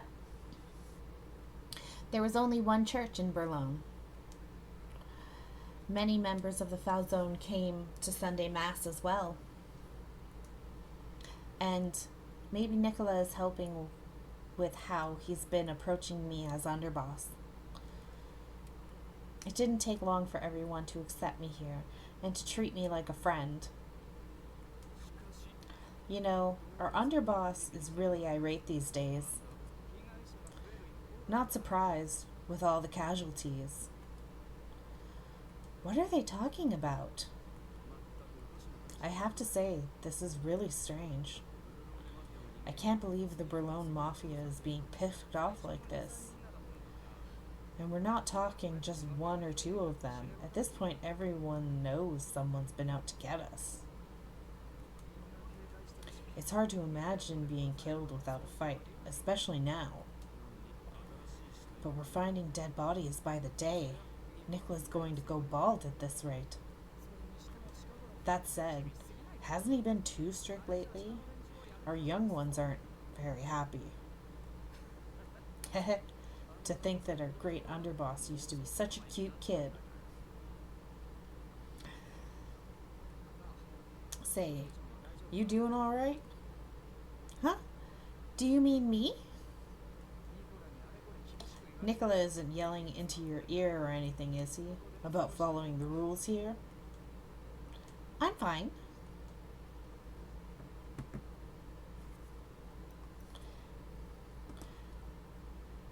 Ah! I got rid of my choices. Well, rules are important, you know. I recall what Nicola told me before. Keeping to the rules is important. Let that go and the whole system will fall apart. Will fail. Reading. That's why each member of a family needs to be guided carefully. After all, I'm working as the support for the Falzone family. My job is to nip any potential problems for the family in the bud.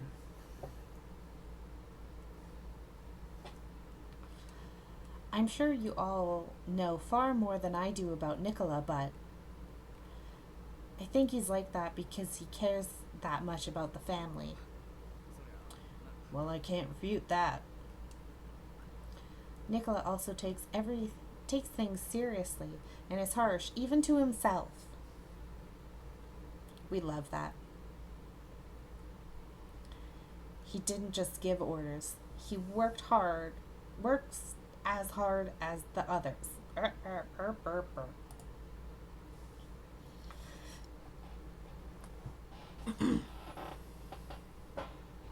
Yay!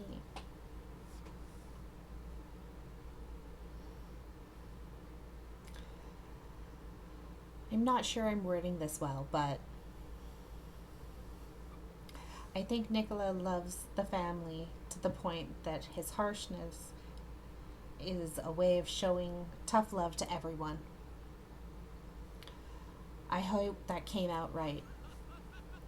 Haha, love. I guess we need to embrace the love then.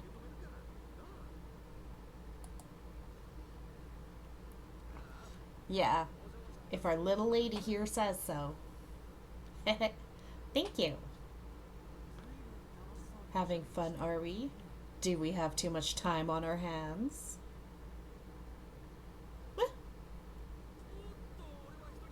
Uh, I have to go to a meeting now. See you later.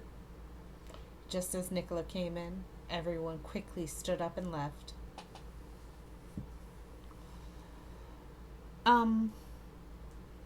You didn't hear that, did you? Hear what? Oh, nothing. Nothing important. Really, it's nothing at all. Okay, sure. And thank you, Pinker. You heard, didn't you?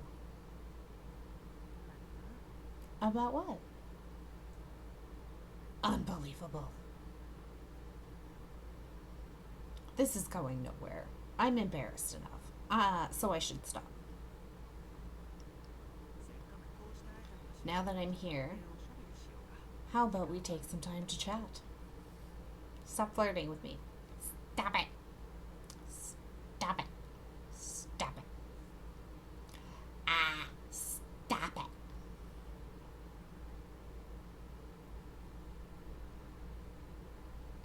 That sounds good. Nicholas smiled, seeing me nod in agreement.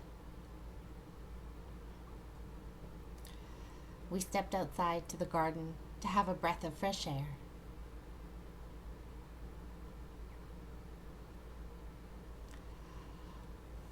Look, there are more flowers in bloom. Are these... Nope. Nicola, is there something on your mind? Oh, where are my manners? Sorry about that. I seem to be daydreaming.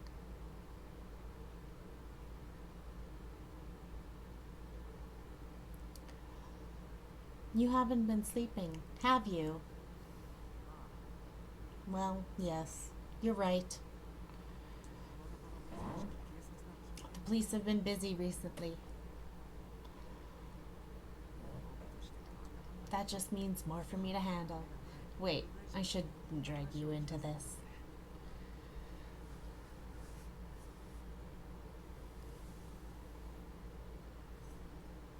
You should always drag your friends into things.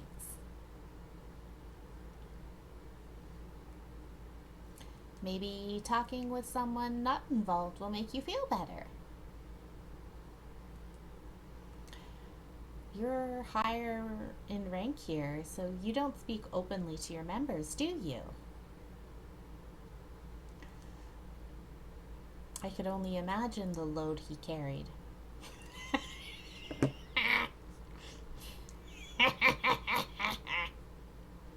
That's awful. I'm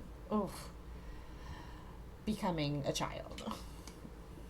My brain is becoming mush. Mush.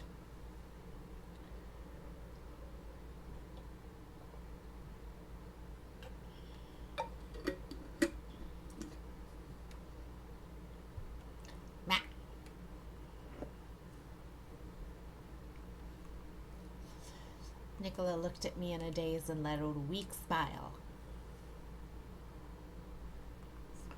Yes, maybe you're right. Of course I'm right. Pink, do you mind if I lean on you for a moment? Nope.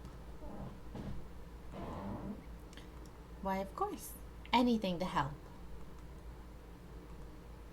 I meant what I said from the bottom of my heart. There has to be something I can do to lighten his load.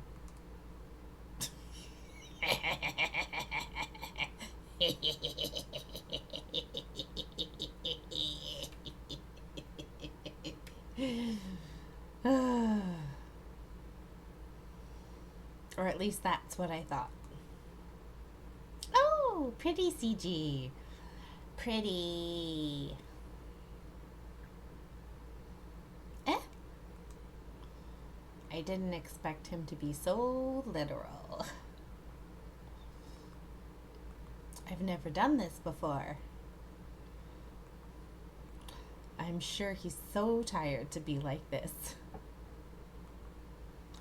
He wanted to speak with me, but didn't want to go to his room, so...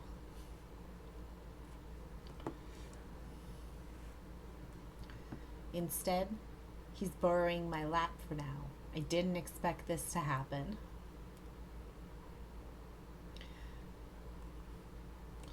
What should I do? This is a lot more embarrassing than I thought.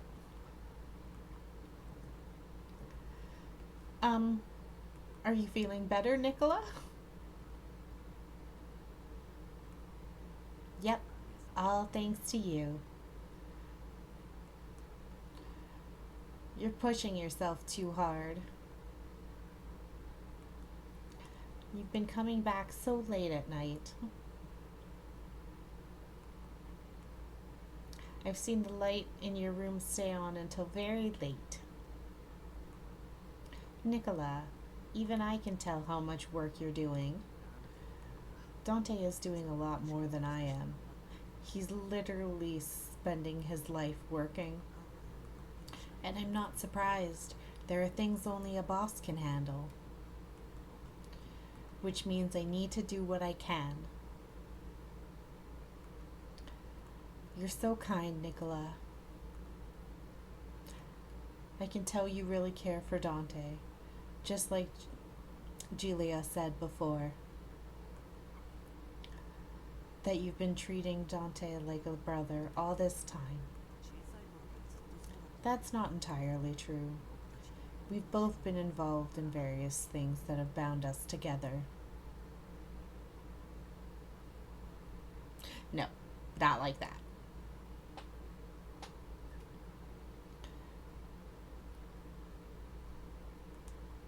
Really? Yes. Do you mind if I ask? What were you two like when you were little? I want to know how you were as a child. Nicola looked a bit hesitant to answer my question. He chuckled and began to speak. This was way back when Dante and I were younger. We were both kidnapped as children. Oh, sad time. Less cute. Nicola, why were we kidnapped? Aren't we the mafia? Hey, didn't you hear? There are problems or something inside the family. So I think the people in town aren't as scared of us like they were before. I even heard that some guys from another place are trying to tear us apart. Well, I'd only heard all of that from the adults around me. There was an issue about maintaining the purity of the Falzone bloodline back then. Some of our administration complained that one couldn't become boss without having Falzone blood. In the end, those who didn't agree with how things were run left the Falzone family. Those who left formed what is now known as the Visconti, but that's besides the point. Wow, you're really smart, Nicola. Oh my god. I can do children voice. They're just high voices.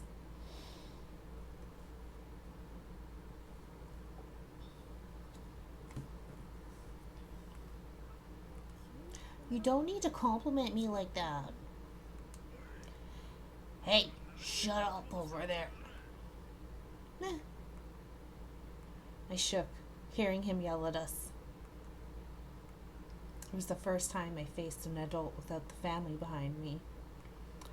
Dante quietly spoke to the kidnappers.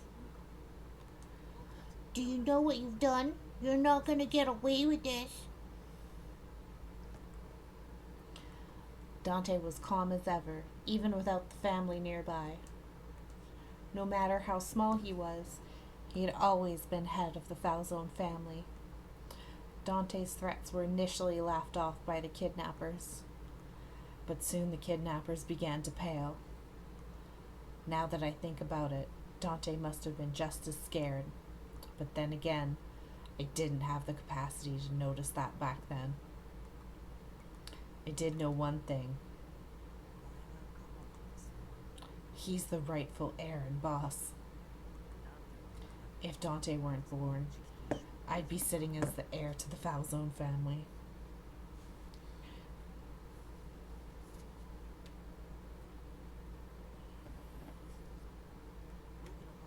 My mother wanted me to be the next boss.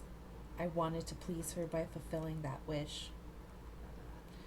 Back then, I even dreamed of what could happen if Dante didn't exist. The intrigue, the murder, the mystery.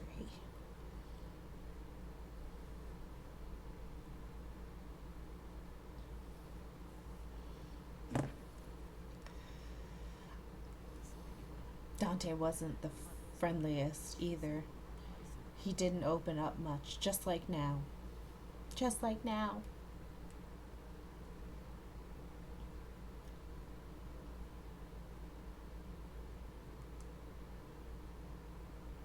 I responded after hearing Nicola's story. You've been through a lot. Then I followed with a hesitant and awkward apology. I'm sorry. I'm not sure if this is the right thing to say, and I'm not sure if I should say it, but words aren't enough to describe it. I couldn't find the right words after hearing what they'd both been through. I can only imagine how much danger you and Dante faced as children. Hearing their past brought a sharp pain to my heart. I suppose so, but the same goes for you. Me? We're living different lives. I'm sure there was pain and suffering that you went through yourself. So you don't have to feel bad for us like this. Nicola, thank you for worrying about us. I have to admit, seeing you feel sad for us is making me feel sad too. I wonder why. Because, Nicola, you have human emotions sometimes. Just sometimes, not all the time. It's okay. It's okay. Sorry for telling you our sob story. Don't apologize for humanizing yourself. I need it. Gimme. Nom nom nom nom nom. I love it. No, thank you for sharing with me. Nicola closed his eyes, and after a few quiet seconds continued. Right. After we were kidnapped, Dante's mother passed away. I think that was about when we became close friends. I guess Dante must have been sad, losing his mother so soon. I heard he didn't get along with his Oh, that's me. That's the girl voice. Hold on. I heard he didn't get along with his father either. Julia mentioned that a while back, didn't she? But it's not that Dante didn't like his father. Maybe it seemed that way. After all, they were similar, like father, like son. When Dante's father passed away, Dante was the first to embrace his body in tears. Isn't that referencing when Dante's father was killed? Something about what he said felt odd. Before I could think any further, Nicola continued. To be honest, I wasn't very fond of Dante's father. I still regret showing Dante his father's body. I shouldn't have done. Nicola? He sounds sleepy. Pink? What is it? Oh, well, thank you. Thank you so much for sharing your story with me. I'm happy to know a little bit more about you now. I recalled what the men said earlier. I also recalled how Nicola reprimanded his men. Nicola, I know you are strict at times, but I really appreciate how kind and caring you've been towards me. Speaking with you like this makes me feel closer to you than before. I hope this doesn't sound strange, but you've shown me who you truly are, and, well, that makes me happy. We're only in chapter 3, y'all. This is gonna take some wild turns, I think. Because I think each one of these stories is 8 chapters long. Whew, boy. I blushed at my own words that came straight from the heart. Nicola? Who I truly am. How much do you really know about me? I'm a criminal at my core. Knowing me won't do you any good.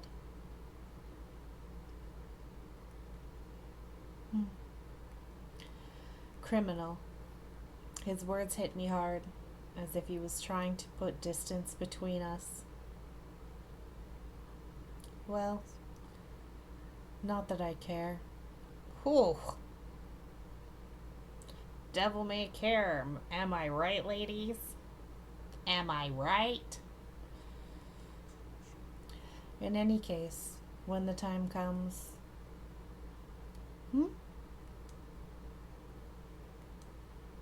Nicola? Are you awake? I whisper to Nicola. It seems like he fell asleep. Maybe he was in a daze. I tried to keep quiet as I looked upon his sleeping face. He has long eyelashes. I gently touch his soft flowing hair with my hand. After stroking his hair for a moment, it was then I realized, what should I do about this? Don't tell me I have to stay like this until he wakes up. We do. We have to stay like this till he wakes up. That's the role we've taken here. As his pillow. I couldn't wake him up from his well-deserved slumber. I decided to let him sleep on my lap until he woke up on his own.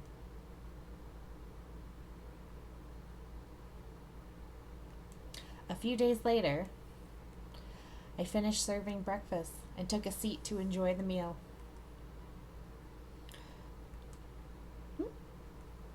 Nicola and I glanced at each other. Thinking about how he slept on my lap was making me blush.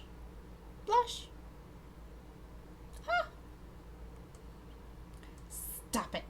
I can handle this. I'm a strong lady. Strong lady. I fanned my face with my hands to make it seem like I was blushing from the heat. All of a sudden,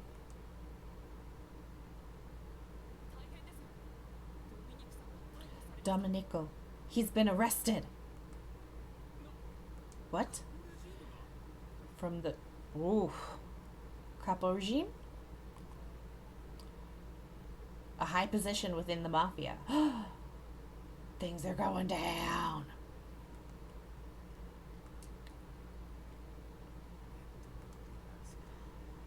This is gonna be a problem. I better let Dante know. Leo, tell me the details. Ah, yes. Nicola and Leo rush out of the salon. I wonder what's going on. All I could tell was that something bad was happening in the Falzone family. With their departure, tension began to build in the salon. Meanwhile, story, emergency.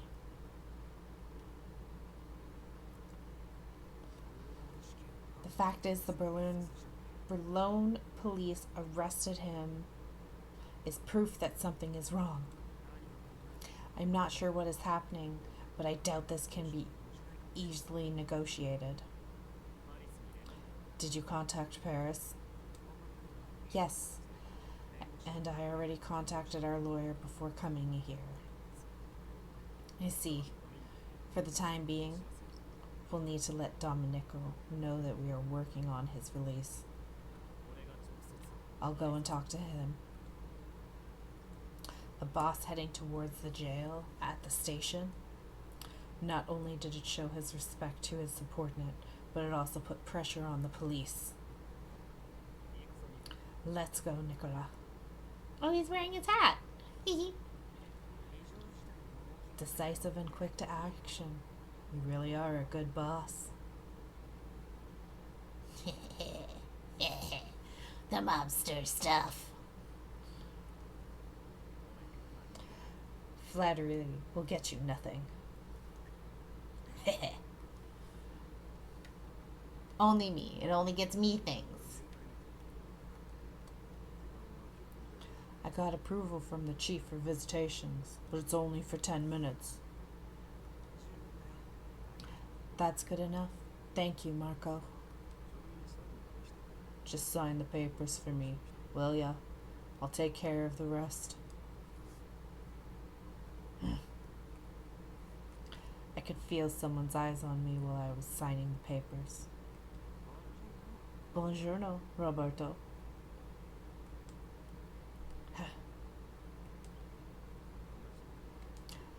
I'll take you there. Follow me. Everyone's voices are starting to run together.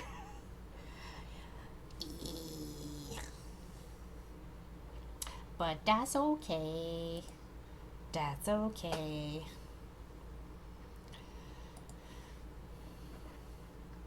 Marco stepped between me and Roberto.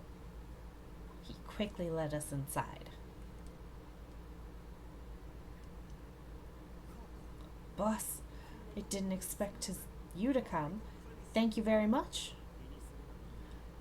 Don't worry about it, Domenico. I'm glad you're not injured. So what happened? Well,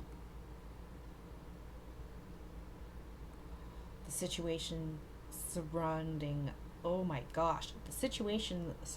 Domenico's arrest wasn't as dire as expected. It seemed he had gotten drunk at a bar in Falce, leading to some minor property damage. Normally, this would be swept under the rug. Did something change with the police? Or maybe it's just how things are now. The law has been changing since the Kingdom of Italy came to be. The mafia was slowly being squeezed out of existence. By nature, Berlin isn't as restrictive with the mafia compared to other places, but... And that's about it. I see. After hearing Domenico's story, we notified him of the current situation. We weren't sure what the police were thinking, so we relayed to him that it could take longer than usual to set him free. I see. Understood. On all points. I have to say, even the mafia is being killed out in the streets nowadays. You could say it's safer to stay in here than out there, and it's actually pretty comfortable in here. The bad news is that the waiter serves terrible meals. Ha ha ha!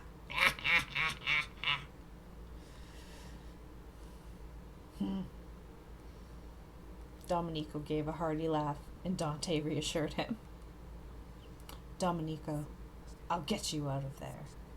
Just bear with me, and when you return, we'll cook you whatever you want. Ha ha! Sounds like a plan.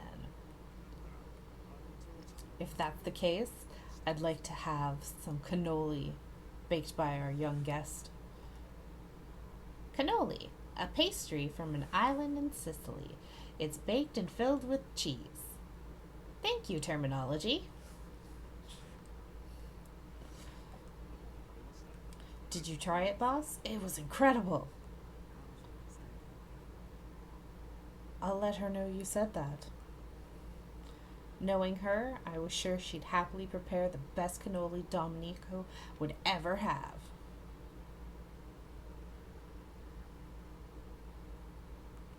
With their departure, the tension began to build in the salon. I've spoken with Domenico a number of times. He's one of the top members of the family, but he's caring and loves sweets.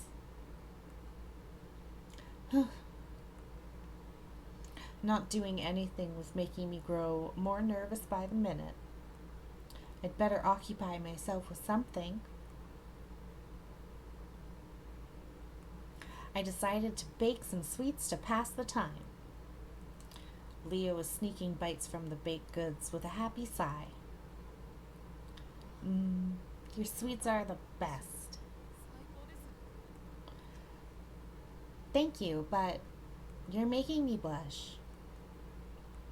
I peeked into the bowl in my hands to hide the embarrassment showing on my face. Seeing others enjoy what I make means a lot to me. So, I'll do my best and make the best dolce that I can make tonight. Really? I can't wait, Pink. Well, let me?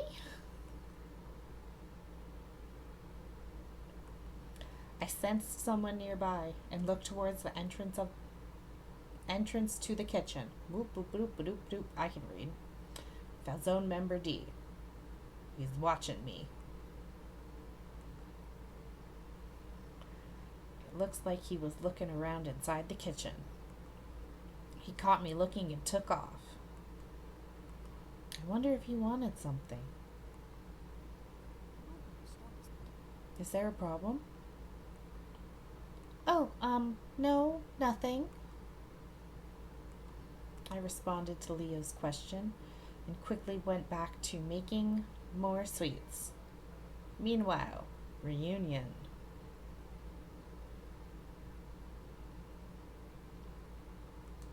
The visitation ended. After we left the cells, I heard arguing from outside. I need you to leave. You're not going through here. I don't believe it. I guess the police have no heart. Who's this? I heard a familiar voice. Dante and I both look at each other. My dear underling is crying all alone in his cell. All I want to do is give him a special gift. It's Yang! My favorite boy. I love him. Whatever it is, I can take it to him. But you don't have the permission to meet him in person, and that's final. Not enough money, I suppose. What? No money on earth could bribe us of justice. We will not bend over backwards for you. Now get your dirty hands off and go back. Whoa, I'm not saying that. Roberto, what the hell? Oh my God. What the frick, Roberto? What the fuck? I hate him. Roberto. Yes, Marco. Absolutely.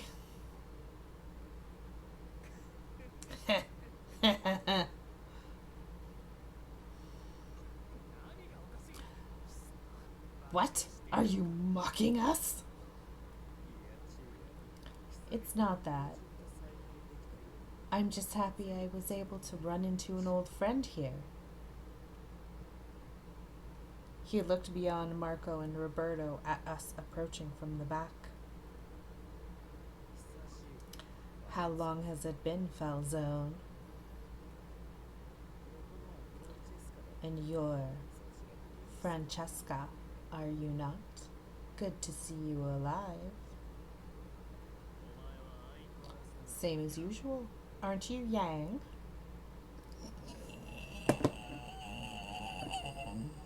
Yes! He's perfect.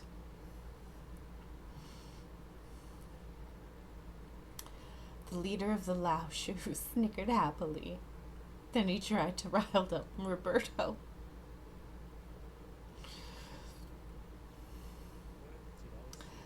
So the Lao Shu are denied entry, but they can go in as they please.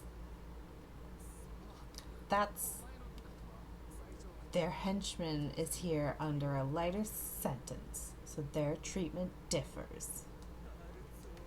So says Falzone's dog.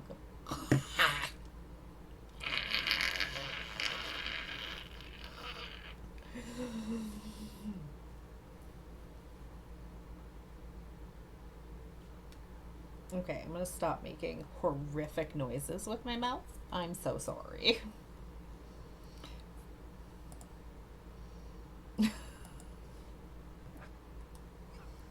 What? You take that back. No, never, never take it back, Yang. Roberto tried to grab Yang, who laughed with mockery. Good boy. Roberto, stop! Yang's laughter emanated a sense of death itself. Yes, it did.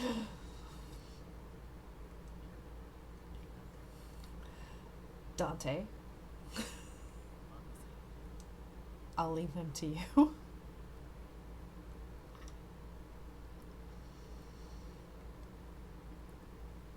I moved into action with Dante's approval. I'm sorry to interrupt here. Do you mind? I smiled as I stepped between Yang and Roberto. What? Are you going to entertain me in place of this dog? Why, you? Roberto?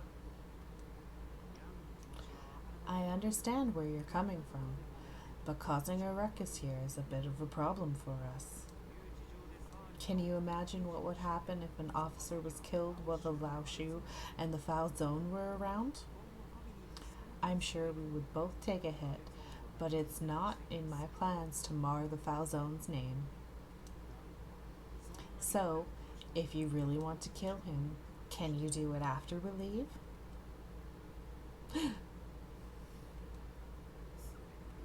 How boring. There goes the fun.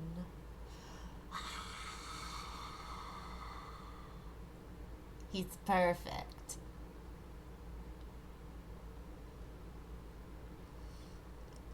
Yang exhaled from a smiling mouth. So, Falzone, did you know some of my men were found dead? It's too heartbreaking to think about. A heinous act, no doubt. Yet I must ask, you're not involved, are you? Some of our men have been found dead. If you're suspecting us, it's no use. We wouldn't break the law in such a way. I see. I suppose we're both out of luck. Well, be sure to watch your backs. Oh my god. Yang turned around and left with his men trailing behind him. Do you think he's telling the truth? Who knows? He could be using the incidents as a cover to execute his own subordinates. Who would dare go on a killing spree against the Berlin Mafia? I'd better hurry. Suddenly, Pink crossed my mind. The time for her to face reality is near.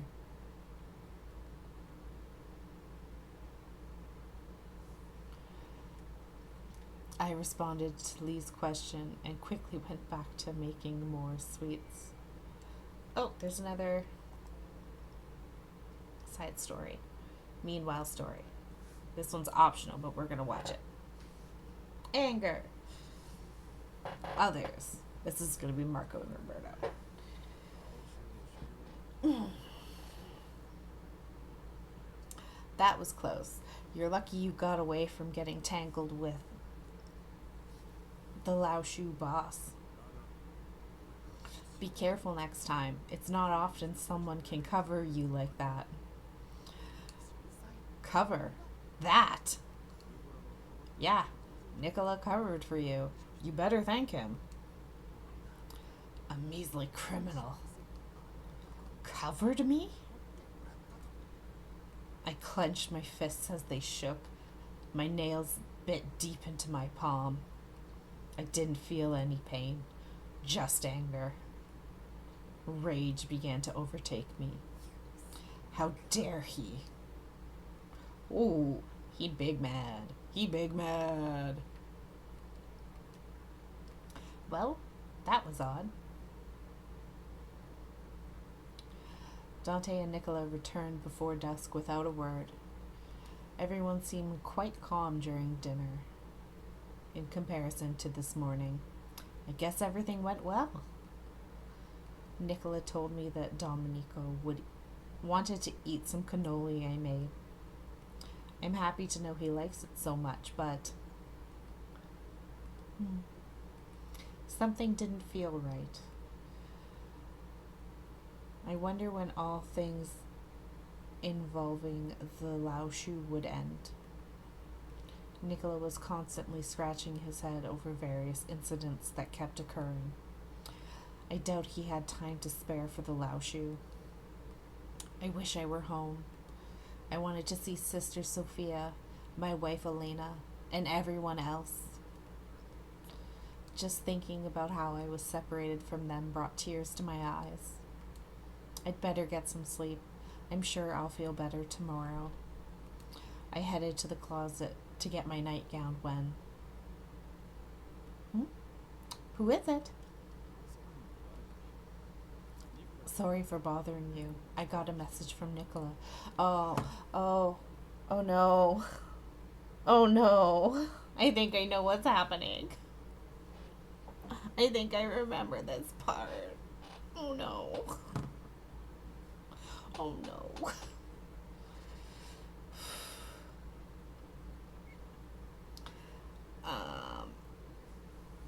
Let me see if people are watching. Okay, I do have some people watching. I think some triggering stuff is coming up here soon. So just be warned about that. Yeah. Okay. We're gonna keep going for a bit here. I think the part I'm thinking of is coming up here, so yeah, that would be fun. Sorry for bothering you. I got a message from Nicola. From Nicola? Yeah, and it's a bit long. Do you mind if I come in? Please do. So what is this message? It just struck me, but he was the person who was looking at me in the kitchen earlier. I guess he wanted to relay the message to me then? It was then I noticed my mistake. What the? In his hand was a knife. Sorry, but I need you dead. Yeah, this isn't actually the part I was thinking of, but I think it does precede the part I'm thinking of, so we'll see.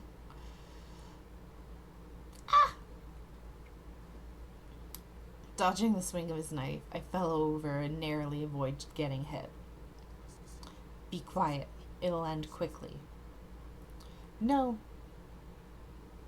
Just stop. What is going on? What was happening? I thought I was living here under the family's watchful eye, but... Am I going to die? Ah! No! I ran, yelling at the top of my lungs. The man grabbed my arm. His knife shone eerily. I've got no grudges against you, but this is for my family. Stop! I let out a scream and then... Hold it right there. A cold voice resonated inside my room.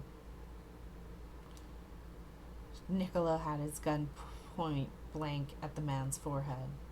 What? I know you've been working with the Lao Shu for a while now. I figured you'd make your move soon.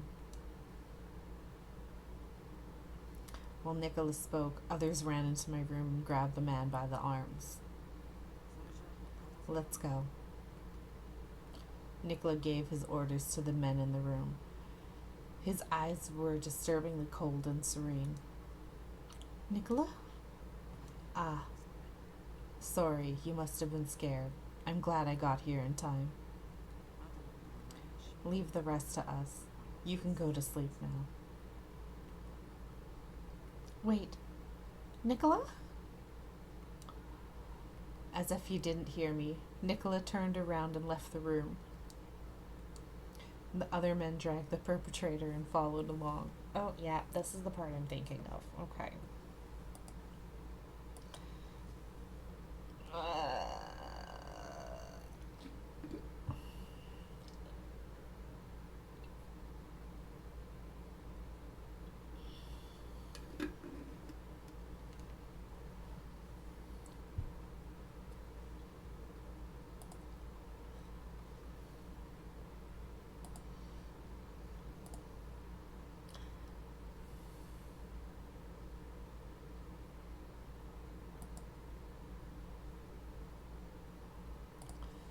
Boop a doop a doop boop boop.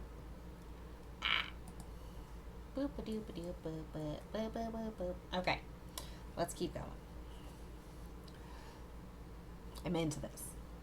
I want to get through this here. Please, let me go. Soon, everyone was gone. I crumpled to the ground in disbelief. What was that all about? I didn't know who that man was, but he tried to kill me. Why me? Nicholas said something about the Lao Shu. He seemed to know what was going on, but he didn't tell me anything. Come to think of it, I've got no grudge against you, but this is for my family. I forced myself to stand up.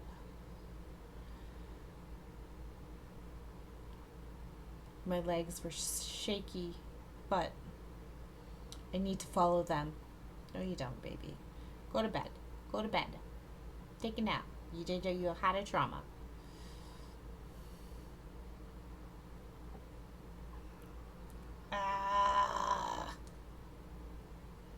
Yeah, this is the part I remember. Okay.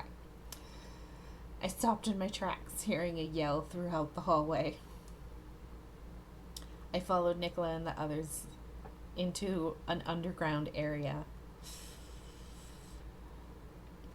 What is this place?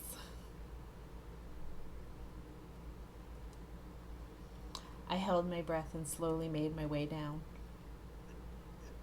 Ugh. Ah.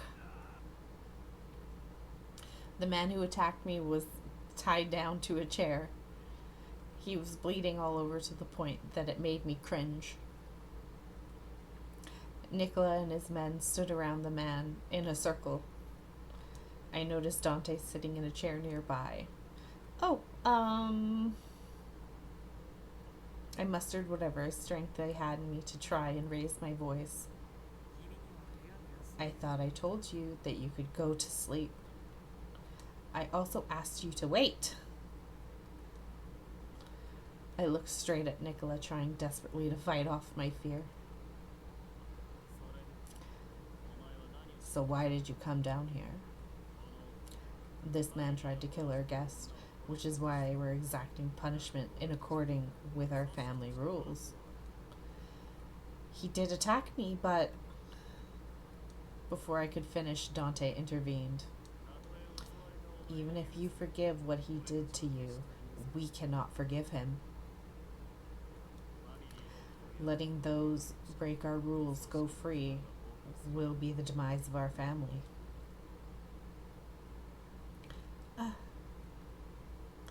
He answered me bluntly without allowing me any more time to reason. I don't expect them to listen to me, but I needed to do what I can. Please, please stop already. I understand you need to punish him, but why do you want to save him? He tried to kill you. When he attacked me, he said he needed to do it for his family. I'm sure he has a good reason. No, baby. No.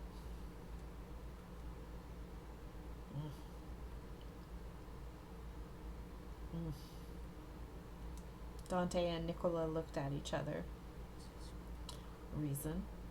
And what gives him the reason to break the rules? The mafia doesn't make exceptions. But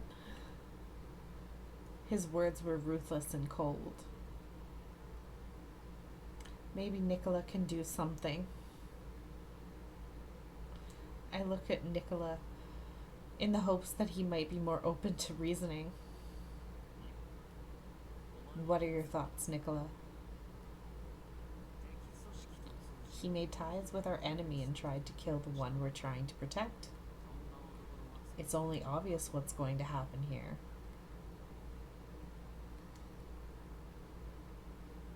Nicola brandished the knife that was used by the man. Don't be squeamish for the next little part I'm gonna read, okay? I'm sorry. Nicola smiled and he placed the tip of the knife under the man's... Nope, I'm just not gonna read that out loud, okay? Okay, we're not gonna read that out loud.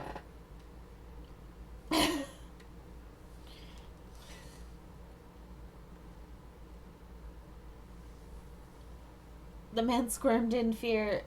Nope.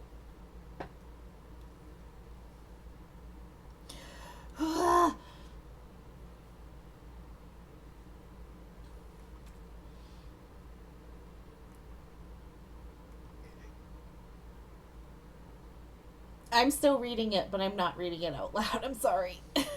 It's a lot. Whew.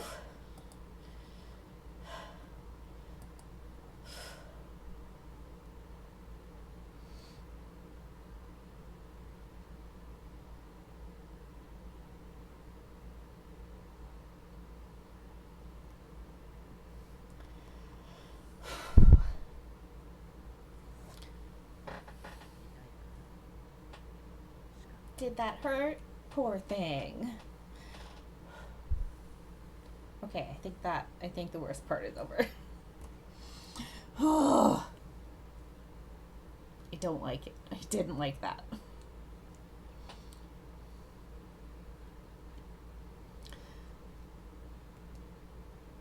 Nope. It's not over. It's not over.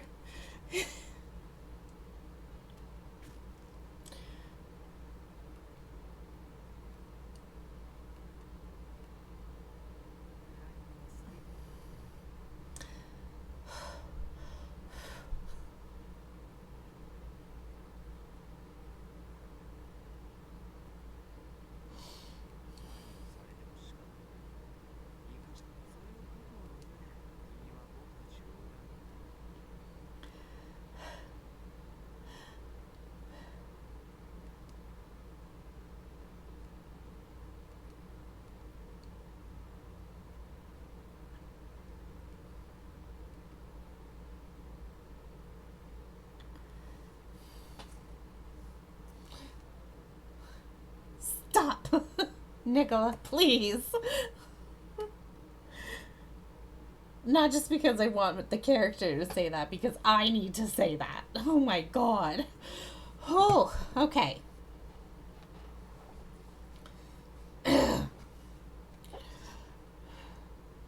Please stop already. Please let him go.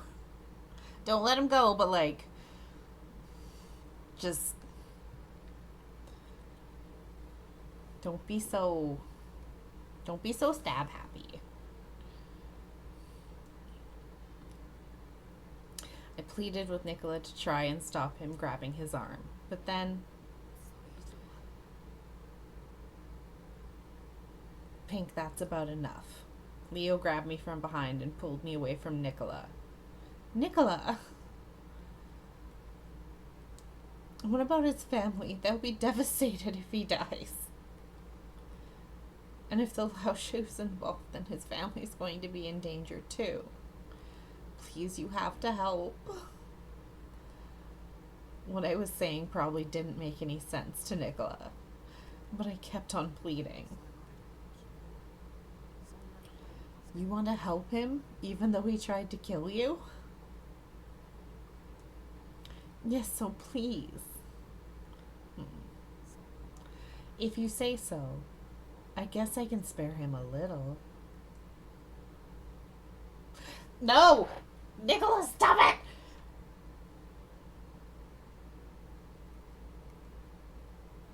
Nicola? Ugh! Yeah, we're at a bad part.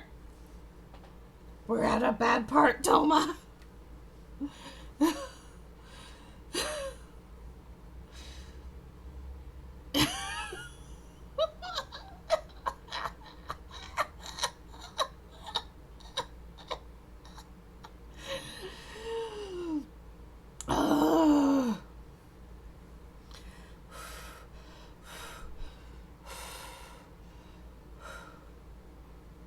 We're literally a part. I just couldn't read it out loud. All I could do was react to it. I had a feeling I was getting to this part, and I was like, I'm just going to get through this, because I don't know if I'm going to be able to do it at the start of a stream.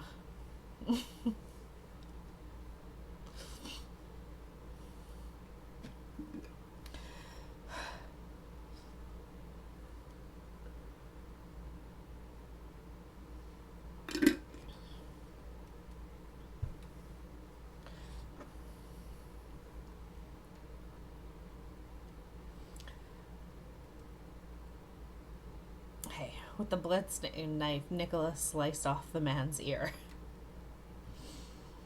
That one's not as bad as what happened before. Whew.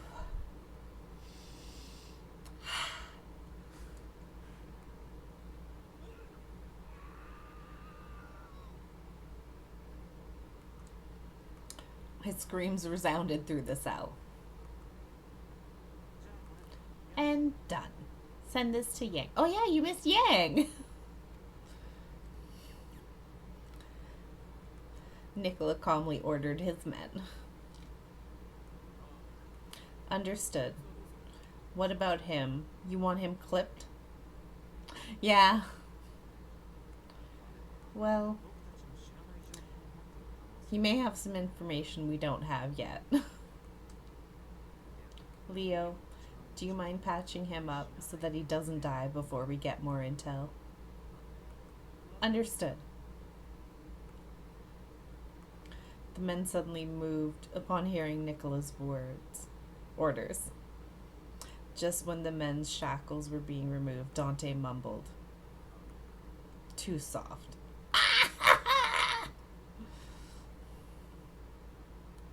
I'll try to grab the timestamps for you and send it to you. Because I'm going to be doing stuff with the videos tomorrow.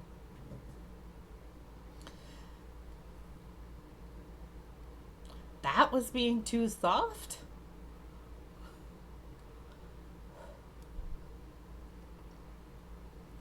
I trembled hearing his words amidst the permeating smell of blood in the air.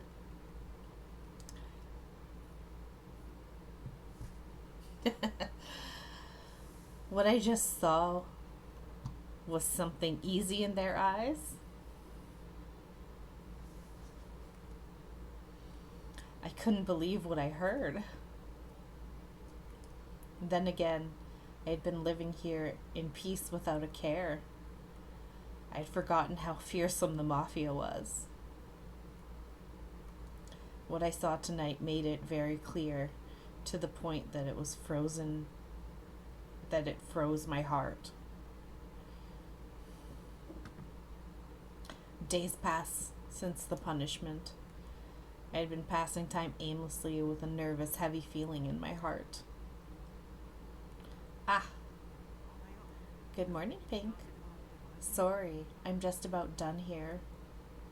Oh, not at all. I just got here anyway. I made my way to the kitchen in the morning, only to find Nicola there. I was brewing myself an espresso. How about a cup to wake you up? I'm fine. Wait, you liked it sweet, right? Stop flirting with me. Or flirt with me more. I could deal with that. I suppose, but let me make you a cafe latte then. I'll add lots of sugar and milk. I thought I refused, but he was just going about preparing a cup for me. Nicola quickly prepared it and handed me the warm cup. You look pale. Having something warm will make you feel better. Here. Thank you. I hesitantly reached for the cup. I paused for a moment, then took a sip. It tastes good. Well, I'd better get going. Buona giornata, Pink. Oh my gosh. Anche a te, Nicola. They're making me speak Italian again. They're making me speak so much Italian.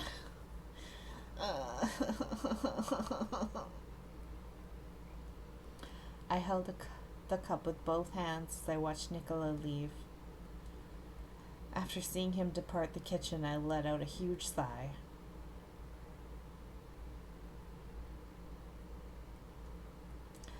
I couldn't seem to approach Nicola like I did before since the incident in the cell. He was the same, as if nothing happened, but I guess he didn't. He noticed my awkwardness. He was distancing himself a bit. Even so, he can't seem to stop being nice to me. I thought more about it as I gazed at the cafe latte in my hands. Later in the evening, the salon was amazingly lively, because last night, I have good news. Dante spoke calmly to the men gathered in the salon, with the expression gentler than usual. The police finally caved. Domenico will be returning to us soon. He should be back within the next few days. Hearing Dante's news brought cheers and hurrahs from the men in the salon. That's great news, boss! Yes. All the Falzone members cheered with joy. Thank goodness. Dante glanced at me. My heart jumped as what happened in the cell crossed my mind. I'm sure Nicola already told you this, but Domenico is looking forward to enjoying some cannoli. Would you mind baking some for him? I immediately nodded in agreement. Of course, I can. Thank you. Everyone was talking happily about Domenico's return. Okay, I think that is where we're gonna save and end for tonight.